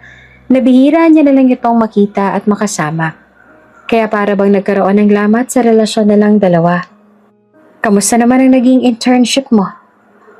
Maayos din po, pa. Marami po ako mga natutunan. Nalalapit na rin po ang aking graduation. Sagot niya. Tumango naman ang kanyang ama, pero halata dito na may nais pa itong sabihin. May gusto ka pa po bang sabihin, pa? Tanong niya sa ama. Malapit nang bumalik sa bansa ang lalaking pakakasalan mo. Nakausap ko siya noong isang araw. Sinabi niyang uuwi siya dito para sa'yo. Wika nito sa mabigat na tinig. Handa ka na bang mas makilala siya? Natigilan naman si Fall. Hindi siya nakasagot. Matagal niya nang alam na darating ang araw na to. Ang araw na kailangan niyang harapin ang lalaking itinakda sa kanya ng kanyang pamilya. Nung una ay ayos lang sa kanya. Tanggap niyang iyon ang nakatadhana sa kanya. Subalit simula nang makilala niya si Creed, mula nang matuto ang kanyang puso na umibig, tila ba hindi niya na kayang tanggapin na siya ay ikakasal sa isang taong hindi niya naman mahal. Hindi niya kayang pakasalan ng lalaking yon. Hindi niya kayang ibigay ang puso niya sa iba dahil alam niyang naiwan niya na ito sa isang taong hindi niya maaaring mahalin. Ngunit wala siyang magawa. Opo, Papa. Iyon na lamang ang tangi niya nasabi sa ama. Maingay sa loob ng ingranding bulwagan. Ang hall ay napuno ng makapangyarihan at respetadong tao mula sa iba't ibang industriya. Mga kilalang negosyante, politiko at tanyag ng mga personalidad. Ang okasyon ay isa sa pinakamahalagang event ng taon. Sa gitna ng entablado, isang matikas at makapangyarihang lalaking nakatayo. Ang chairman ng isang kilalang business empire. May hawak itong mikropono at may aura ng otoridad habang nakangiti sa harap ng audience. Ladies and gentlemen, tonight is a special night. As you all know, our family has always valued privacy. But now I believe it's time to introduce to you someone very dear to me. Muling nagsalita ang chairman, pinubukaw ang atensyon ng lahat. For years, she has been away, studying and growing into the remarkable woman she is now. And tonight, I am honored to present to you my one and only daughter, Fall Martinelli. Nagpaalakpakan ng buong audience. Habang dahan-dahan namang naglakad si Fall paakyat sa stage, nasa kanya ang lahat ng mata. Pero isa lamang ang nakapukaw ng pansin niya, si Creed. Nakatayo ito sa gitna ng crowd. Hindi siya makapaniwala na nakatitig sa kanya. Kita niya ang bahagyang pag-angat ng kilay nito. Ang kunot sa noo na waring hindi makapaniwala sa narinig. Ang malamig at laging kontroladong ekspresyon nito ay napalitan ng gulat at pagtataka. Mabilis siyang iniwas ang tingin, pilit na hindi pinapansin ang matinding tibok ng kanyang puso. Ngunit sa sandaling muli siyang lumingon, nagtagpong muli ang mga mata nila ni Creed. At sa isang iglap, parang bumagal ang mundo. Parang may kung anong hindi niya maipaliwanag na hatak ang titig nito. Parang tinatawag siya pabalik. Napalunok siya. Hindi niya maintindihan ang bugso ng emosyon na bumabalot sa kanya. Alam niyang hindi dapat. Alam niyang may nakatakda na para sa kanya. Pero bakit parang mas gusto niyang magpatuloy sa pagtingin sa mga matang yon? Nang bumalik siya sa realidad, narinig niyang muli ang boses ng kanyang ama. And I would like to take this opportunity to formally announce something just as significant. My daughter, Falian, is engaged to none other than the heir of the Velasquez family, Dominic Velasquez. Muling pumalakpak ang audience, ngunit tila nawala na ang lahat ng tunog sa pandinig ni Fall. Muling bumalik ang tingin niya kay Creed. Ngunit ngayon, iba na ang ekspresyon nito. Ang kaninang gulat at pagtataka ay napalitan ng isang malamig na tingin. Hindi niya mabasa kung anong iniisip nito. Pero ang sigurado siya, may kung anong bumigat sa kanyang dibdib. Dahil sa sandaling yon, kahit wala siyang naririnig na salita mula kay Creed, parang narinig niya ang sariling puso na unti-unting nababasag. Habang patuloy ang palakpakan ng audience, isang matangkad at gwapong lalaki ang umakyat sa entablado. Nakasuot ito ng maayos na suit. May tindig ng isang lalaking sanay sa ganitong klase ng mga event. Si Dominic Velasquez. Diretso ang lakad nito papunta sa tabi ni Fall, tsaka bahagyang ngumiti habang nakatingin sa kanya. Humarap din ito sa audience at kinuha ang mikropono mula sa chairman at nagsimulang magsalita. Thank you everyone for being here tonight. This is indeed a special occasion, and I feel honored to stand beside Fall. Our families have been close for years, and this engagement is something that strengthens not only our bond, but also our future together. I look forward to knowing her even more as we prepare for the life ahead of us. Maling nagpalakpakan ng mga bisita. Masaya sa bagong balitang iyon. Ngunit nananatili lang na walang imik si Fall. Hindi niya magawang ngumiti. Ramdam niyang bigat sa kanyang dibdib.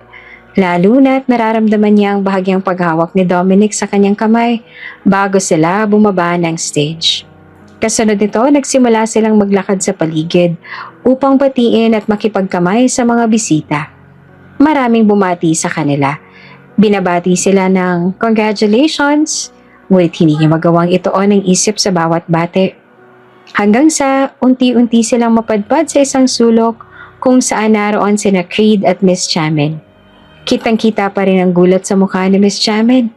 Halatang hindi pa rin makapaniwala sa bagong revelasyon na siya ang anak ng chairman. Si Creed naman ay tahimik lamang. May malamig na ekspresyon habang nakatitig sa kanila.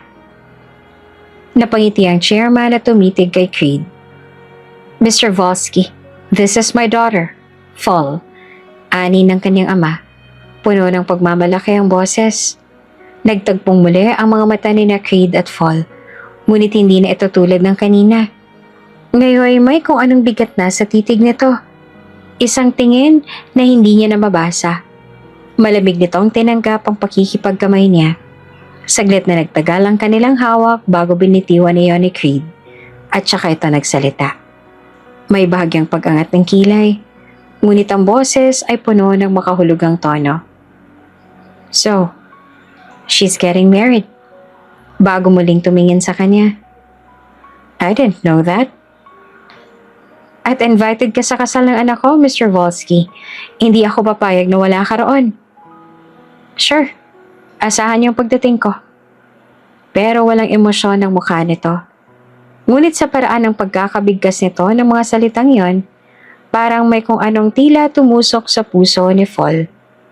Hindi niya alam kung bakit pero pakiramdam niya may kung anong hindi nasabi sa likod ng mga salitang yon. At ang titig ni Creed, tila nagsasabing hindi pa ito tapos. Habang si Creed hindi alam kung paano iyon matatanggap na ang babaeng gusto niya ay ikakasal na pala sa iba. Magmulanan lagi ng madilim at malalim ang iniisip ni Creed at kung dati ay hindi siya naglalasing, ngayon ay laman na siya ng bar. Mas lumalalim ng gabi at ang musika sa paligid ay nagsisimula ng bumagal. Mula sa malakas na bass na nagpapasayo sa mga tao hanggang sa mas sensual at relaxed na beat. Sa isang VIP booth sa sulok ng club nakasandal si Creed sa sofa. Hawak ang isang basong whiskey na halos maubos na. Sa harapan niya, may ilan pang bote ng mamahaling alak. Patunay na matagal na siyang umiinom. Kasama niya ang kanyang malalapit na kaibigan na sina Axel at Damien na halata namang nag-aalala na sa kondisyon niya. Man, dahan-dahan lang sa pag-inom. Napabuntong hininga si Axel habang pinapanood siyang muling lumabok mula sa baso niya. You've had too much already. Since when did you start caring about my drinking habits? Iritadong tugon naman ni Creed. Hindi malang ito lumingon kay Axel. Since you started drinking like you want to forget your own damn name. Sabat naman ni Damien. Nakaarkong isang kilay. Dude, what's going on? I've never seen you like this before. Creed laughed dryly, swirling the amber liquid in his glass before taking another sip. Ramdam niya ang init ng alak sa kanyang lalamunan. How can I slow down when the woman I love is getting married to the heir of the Velasquez? Nagpalitan ng tingin sina Axel at Damien. Tila hindi makapaniwala sa narinig. Wait, what? Sabi ni Axel. You're in love? And you're telling us just now? Jesus, Creed. Damien ran a hand through his hair, looking at him in disbelief. Are you serious? Who? Fall. Creed's voice was hoarse, barely above a whisper. But it was filled with so much emotion that it made his friend shut up instantly. What? The intern? Yes, sagot niya. And she's not just an intern. Anak siya ng chairman. What? Really? Sabi naman ni Damien. Ibig sabihin naka-arrange marriage siya sa heir ng mga Velasquez? Tanong ni Axel na sinagot niya naman ng pagtango. Nagkatinginan muli ang dalawa bago malalim na bumuntong hininga si Damien. Damn! That's rough, man! Napailing si Creed at humigpit din ang hawak niya sa kanyang baso. You know what's worse? I didn't even realize how much I cared until it was too late. Napabuntong hininga naman si Axel. And now she's engaged to Dominic Velasquez. Or should I say una pa lang kay Dominic na talaga siya. Nahulog ka lang talaga sa isang taong pagmamay-ari na ng iba. Yeah. Creed let out a bitter chuckle. Lucky bastard. Damn love. I hate my heart. Damien leaned forward, resting his elbows on his knees. What are you planning to do? Just drown yourself in whiskey until you forget that she exists? Creed clenched his jaw, staring at his drink as if it held the answers to all his problems. I don't know. But what I do know is that I can't just sit back and watch her walk away. Napatitig sa kanya ang dalawa niyang kaibigan. Tila hinintay kung ano ang susunod niyang gagawin. Ngunit bago pa sila makapagsalita, muli siyang lumagok ng alak dahil kahit anong gawin niya, alam niyang hindi ganong kadali ang sitwasyon. Dahil si Fall ay hindi niya naman pag-aari at ni minsan ay hindi naman naging sa kanya. Kaya mas mabuti pa sigurong limutin niya na lang ang nararamdaman kesa naman lalo lang siyang masaktan. Samantala, sa loob ng isang marangyang opisina na may floor-to-ceiling window na nagbibigay ng tanaw sa lungsod, nakaupo si Fall sa harap ng kanyang ama. Kaba at lungkot ang bumabalot sa kanya. Ang mga kamay niya ay mahigpit na nakakapit sa laylayan ng kanyang damit at ang tibok ng kanyang puso ay nagwawala. Tiningnan siya ng kanyang ama. Halata ang pagtataka sa mukha nito habang tinatanggal ang salamin at inilapag sa mesa. "Fall, anak, what's the matter? Why are you crying?" Pinilit niyang pigilan ang pag-agos ng kanyang luha na kanina pang umaagos, pero hindi niya ito kayang itago. Sa wakas, huminga siya ng malalim at nagsalita. Ang kanyang tinig ay halos isang bulong. "Papa, I can't marry Dominic." Nagtaas ng kilay ang kanyang ama. Ang mukha nito ay nananatiling kalmado, ngunit may halong pagtataka. "I thought you had already accepted this arrangement. Why the sudden change of heart?" Pinunasan niya ang kanyang pisngi gamit ang kanyang mga daliri. Ngunit hindi niya kayang pigilan ang muling pagpatak ng kanyang mga luha. "Noong una, opo. Pero hindi na ngayon." "And why?" "Because I love someone else." Mahina niyang sabi, ngunit sapat upang marinig ng kanyang ama. Nagkaroon ng katahimikan sa pagitan nila. Akala niya ay magagalit ang kanyang ama, pero kalmado lamang ito, na para bang inaasahan na rin itong darating ang araw na ito. "Who is it?" Tanong nito. Mas mababa na ang tono ng boses. Napayuko si Fall. Hindi agad nakasagot. Napalunok siya at pinakaramdaman ng tibok ng kanyang puso. "I love Creed Volsky. Siyang mahal ko." Muling binalot ng katahimikan ng silid. Ang kanyang ama ay hindi agad nagsalita. Sa halip ay tumayo ito mula sa kanyang upuan. Lumakad papunta sa bintana at tumingin sa malawak na lungsod sa ibaba. "So it's him." Mahina ngunit malinaw nitong sabi. Nag-angat ng tingin si Fall. Inintay ang magiging reaksyon nito. "Papa, I know this isn't what you planned for me, but Bago pa siya matapos ang kanyang sasabihin, nagbuntong hininga ang ama niya at bumaling sa kanya. "In that case, I will talk to the Velasquez family and call off the wedding." "What? Really, Papa? Are you serious?" Tumango ang kanyang ama. Ang mukha nito ay seryoso ngunit may bahagyang lambing sa mga mata. "Yes. What matters to me is your happiness." Bago nawala ang iyong ina, pinangako ko sa kanya na parati kong pipiliin ang kasiyahan mo. I will not force you into something that will only bring you pain. Ramdam ni Fall ang init ng kanyang mga luha na dumuosdos sa kanyang pisngi. Ngunit sa pagkakataong ito, hindi ito luha ng lungkot, kundi ng labis na pasasalamat. Sa isang iglap, mabilis siyang tumayo. Lumapit sa kanyang ama at niyakap ito ng mahigpit. "Papa, thank you. Thank you so much." Paulit-ulit niyang sinabi.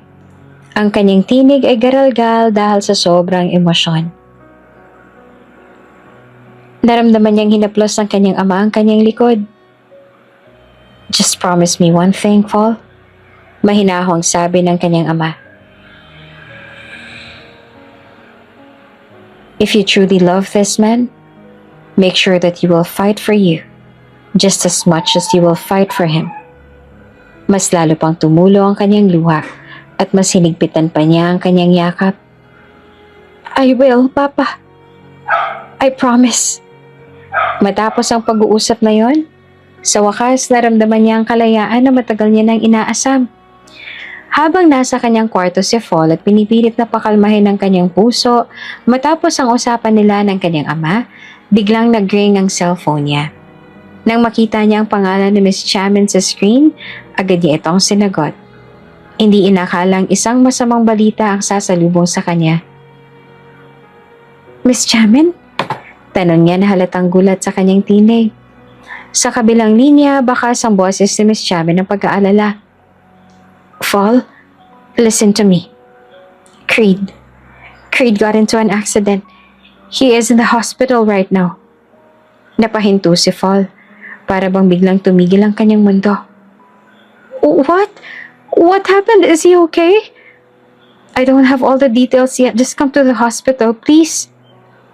Hindi na siya nagdalawang isip pa. Agad niyang kinuha ang kanyang bag at susi ng sasakyan, tsaka nagmadaling lumabas ng bahay.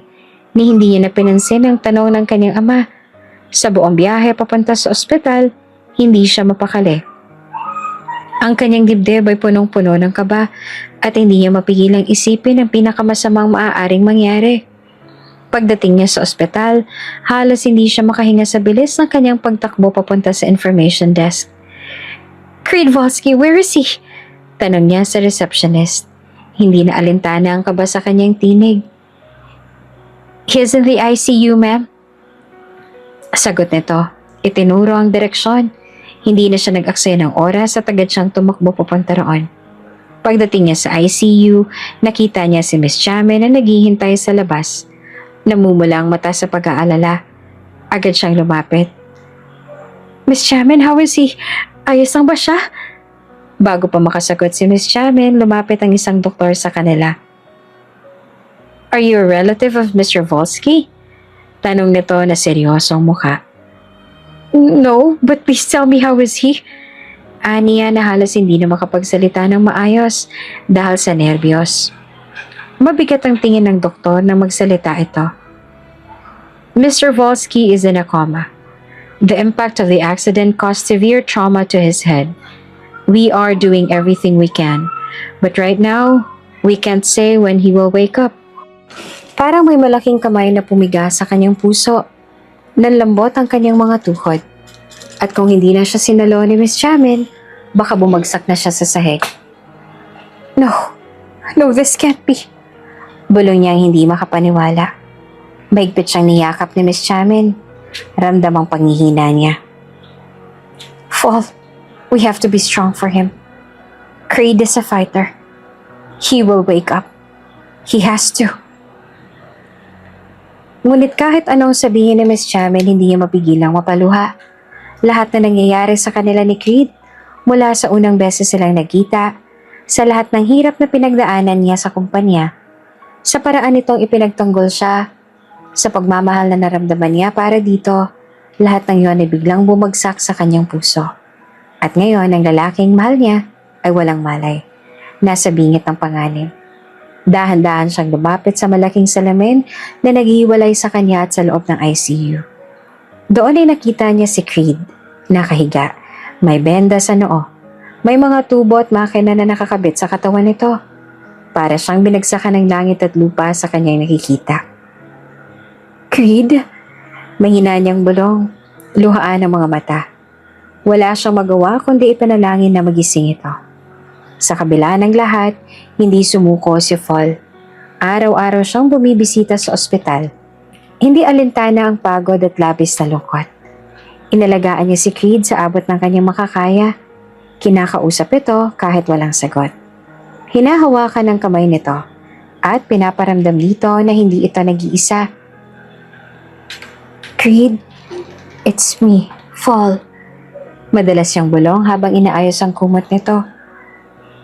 You have to wake up soon, okay? There's so much I want to tell you. Kahit hindi ito gumagalaw o sumasagot, hindi siya tumitigil. Nililinisan niya ang katawan nito. Inaayos ang buhok. At minsan nagdadala pa ng mga bagay na alam niyang magugustuhan ito. At sa tuwing bibigyan siya ng updates ng doktor, pinakikinggan niya ito ng mabuti at umaasang may magandang balita. His vitals are stable, but there's no sign of consciousness yet. Sabi ng doktor, we just have to wait. At naghintay nga siya. Hanggang isang gabi, habang nakatulog siya sa tabi ng kama nito, nakasandal ang kanyang ulo sa gilid ng kama at mahigpit na hawak ang kamay ni Creed. Narinig ng Diyos ang mga panalangin niya. Isang mahina, ngunit bahagyang paggalaw ang naramdaman niya mula sa kanyang palad. Napasinghap siya. Unti-unting iminulat ni Creed ang kanyang mga mata. Creed, Halos hindi naman makapaniwala ang bulong ni Fall. Napabangon siya mula sa kanyang pagkakaidlip. Dahan-dahang tumingin si Creed sa kanya. Bahagyang naguluhan ngunit malinaw ang tinig nang sabihin nito ang kanyang pangalan. Fall? Parang biglang nawala ang lahat ng pagod niya. Napuno ng tuwa ang kanyang puso. Mabilis siyang tumayo. Piniga ang mahinang kamay nito at halos maiyak sa sobrang saya. Creed, you're awake! Lumapit din siya sa intercom para tawagin ng mga nurse at doktor. Doc is awake! Creed is awake! Agad na pumasok ang medical team at sinuray si Creed habang hindi pa rin mawala ang tuwa sa mukha ni Fall. Matapos ang pagsusuri, ngumiti ang doktor sa kanya. He's stable. He's going to be fine. Parang nabunutan ng tinik si Fall. Hindi niya napigilan ang sariling umiyak at bumalik sa tabi ni Creed. Hinawakan niya ulit ang kamay nito at marahang bumalong. You scared me. Natatawa na may halong hikbi niyang sabi. Don't ever do that again. Mahinang tawa ni Creed kahit halatang nangihina pa ito. I'll try not to.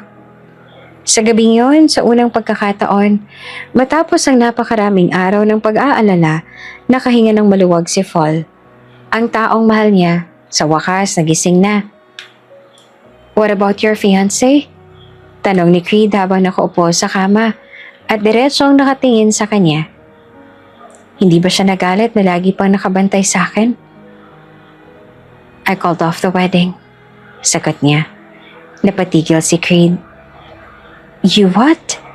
Tumango siya. It was just an arranged marriage. Pero kinausap ko si Papa para hindi na matuloy ang kasal. I couldn't go through with it. I can't marry someone I don't love. Especially when my heart already belongs to someone else. Biglang nanahimik si Creed. Tinitigan siya nito ng matagal. Kita naman sa mukha ang pag-aalinlangan. Parang may gustong itanong pero hindi sigurado kung tapat ba nitong itanong iyon.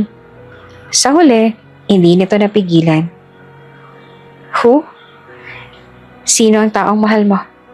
At dahilan, kaya hindi mo na tinuloy ang kasal niyo ni Dominic. Huminga ng malalim si Fall. Pinakawala ng kaba sa kanyang dibdib. Bago marahang sinabi, You, Creed. It's you. Napakurap naman si Creed. Para bang hindi agad makapaniwala sa narinig. Pero nang makita nito ang sinseridad sa mga mata ni Fall, unti-unting lumitaw ang isang ngiti sa labi nito. Fall? Mahina ang tinig nito pero puno ng emosyon. Bago siya makapagsalita, mabilis siyang niyakap ni Creed. Mahigpit na parang ayaw siyang pakawalan. You don't know how long I've wanted to hear that. Bulong ni Creed sa kanyang tenga. Napangiti si Fall. Niyakap din ito pabalik. Then I should have said it sooner. Bahagyang natawa si Creed tapos ay hinigpitan pa ang yakap. I love you too, Fall. I really love you. Sa sandaling yon, parang nawala ang lahat ng sakit, pagod at pangamba. Wala nang hadlang. Wala nang alinlangan. Silang dalawa na lang, sa wakas. Habang yakap pa rin siya ni Creed, bahagyang lumayo ito upang titigan siya sa mata. Kita sa mukha nito ang saya at kaunting pag-aalangan. Pero higit sa lahat, seryoso ito. Fall, be my girlfriend? Hindi ko hahayaan na mapunta ka pa sa iba. At mas lalo hindi ko na kaya mag-antay. So please be my girlfriend at pangakong liligawan kita araw-araw. Napatitig siya kay Creed. Hindi niya inaasahan na ganitong kabilis mangyayari ang lahat. Pero hindi rin niya kayang itanggi ang nararamdaman niya. Ngumiti siya, ramdam ang matinding saya sa kanyang puso. Yes, Creed. I would love to be your girlfriend. Nakangiting napabuntong hininga si Creed. Parang gumaan ang pakiramdam niya. You don't know how happy that makes me. Napangiti rin si Fall. At sa sandaling yon, tila wala nang ibang mahalaga. Sa wakas, natagpuan na rin nila ang isa't isa. Hindi bilang boss at intern, hindi bilang magkaibang mundo, kundi bilang dalawang taong tunay na nagmamahalan. Makalipas ang ilang araw, dinala ni Fall si Creed sa kanilang mansyon upang ipakilala ito sa kanyang ama. Medyo kabado si Creed pero sinisigurado ni Fall na magiging maayos ang lahat. Pagpasok nila sa opisina ng kanyang ama, tumayo ito mula sa upuan at tumingin ng diretso kay Creed. "So, you're the man my daughter chose." Tumango si Creed at matapang na humarap sa chairman. "Yes, sir." "Mahal mo ba talaga ang anak ko? May papangako mo ba na maaalagaan mo siya ng mabuti?" "I love your daughter, sir, and I promise to take care of her." Bahagyang umiti ang chairman, pero hindi nawala ang matilim nitong tingin. "Good, because if you ever hurt her," tumigil ito sandali, tsaka seryoso ang tinuloy, "sa akin ka mananagot." Napalunok si Creed pero hindi natinag. "Understood, sir. I will never hurt Fall." Napangiti si Fall at mahigpit na hinawakan ang kamay ni Creed. "Papa, I know you like him. He makes me really happy." Pagkatapos noon, pinakilala rin ni Fall si Creed kay Dominic. Nang magkatapat sila, walang bahid ng selos o sama ng loob si Dominic. Sa halip ay ngumiti ito at tinapik si Creed sa balikan. "I hope you take care of her, Creed. Pinili kong ipaubaya siya sa'yo kahit pa alam kong mas maaalagaan ko siya. Ingatan mo siya. Alalahanin mo ang isang Velasquez ang piniling magpaubaya para sa'yo." Tumango si Creed. "I will. You have my word." Sa wakas, wala nang hadlang sa kanilang pagmamahalan. Lumipas ang mga buwan at mas naging masaya ang kanilang pagsasama. Alam nilang hindi perpekto ang buhay, pero sigurado sila sa isa't isa. Mahal na mahal nila ang isa't isa. At sa bawat araw na lumilipas, lalo lamang itong tumitibay. Lumipas ang mga taon at sa bawat araw na magkasama sila, lalo pang lumalim ang pagmamahala ni Fall at Creed. Dumaan sila sa iba't ibang pagsubok, ngunit sa halip na humina, mas tumibay pa ang kanilang relasyon, hanggang sa dumating ang ikalimang taon ng kanilang pagmamahalan. Sa harap ng kanilang pamilya at mga kaibigan, nagpalitan sila ng pangako sa isa't isa.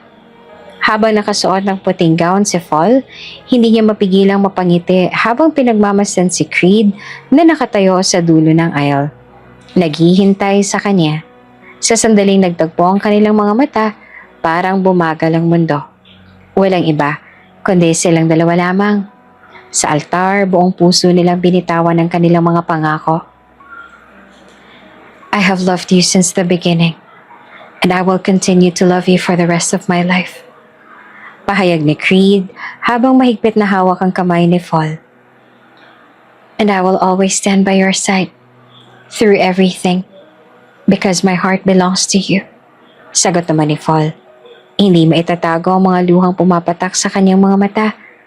Pagkatapos ng seremonya, sa gitna ng masigabong palakpakan at masayang hiyawan, tinawag silang opisyal na mag-asawa. Sa unang pagkakataon bilang mag-asawa, naglapat ang kanilang mga labi na sa harap ng lahat, puno ng pagmamahal at pangako para sa hinaharap. Hindi rin nagtagal ginawang chairman ng kumpanya si Creed at sa kabila ng bago nitong responsibilidad, nananatili itong mapagmahal na asawa kay Fall. Naging masaya ang kanilang pagsasama at sa bawat araw na lumilipas, lalong tumitibay ang pundasyon ng kanilang pagmamahalan. Sa kabila ng lahat ng pinagdadaanan nila, mula sa mga pagsubok, pagkabigo, ang kanilang pag-ibig ang nagtagumpay. At sa wakas, nahanap nila ang kanilang happily ever after.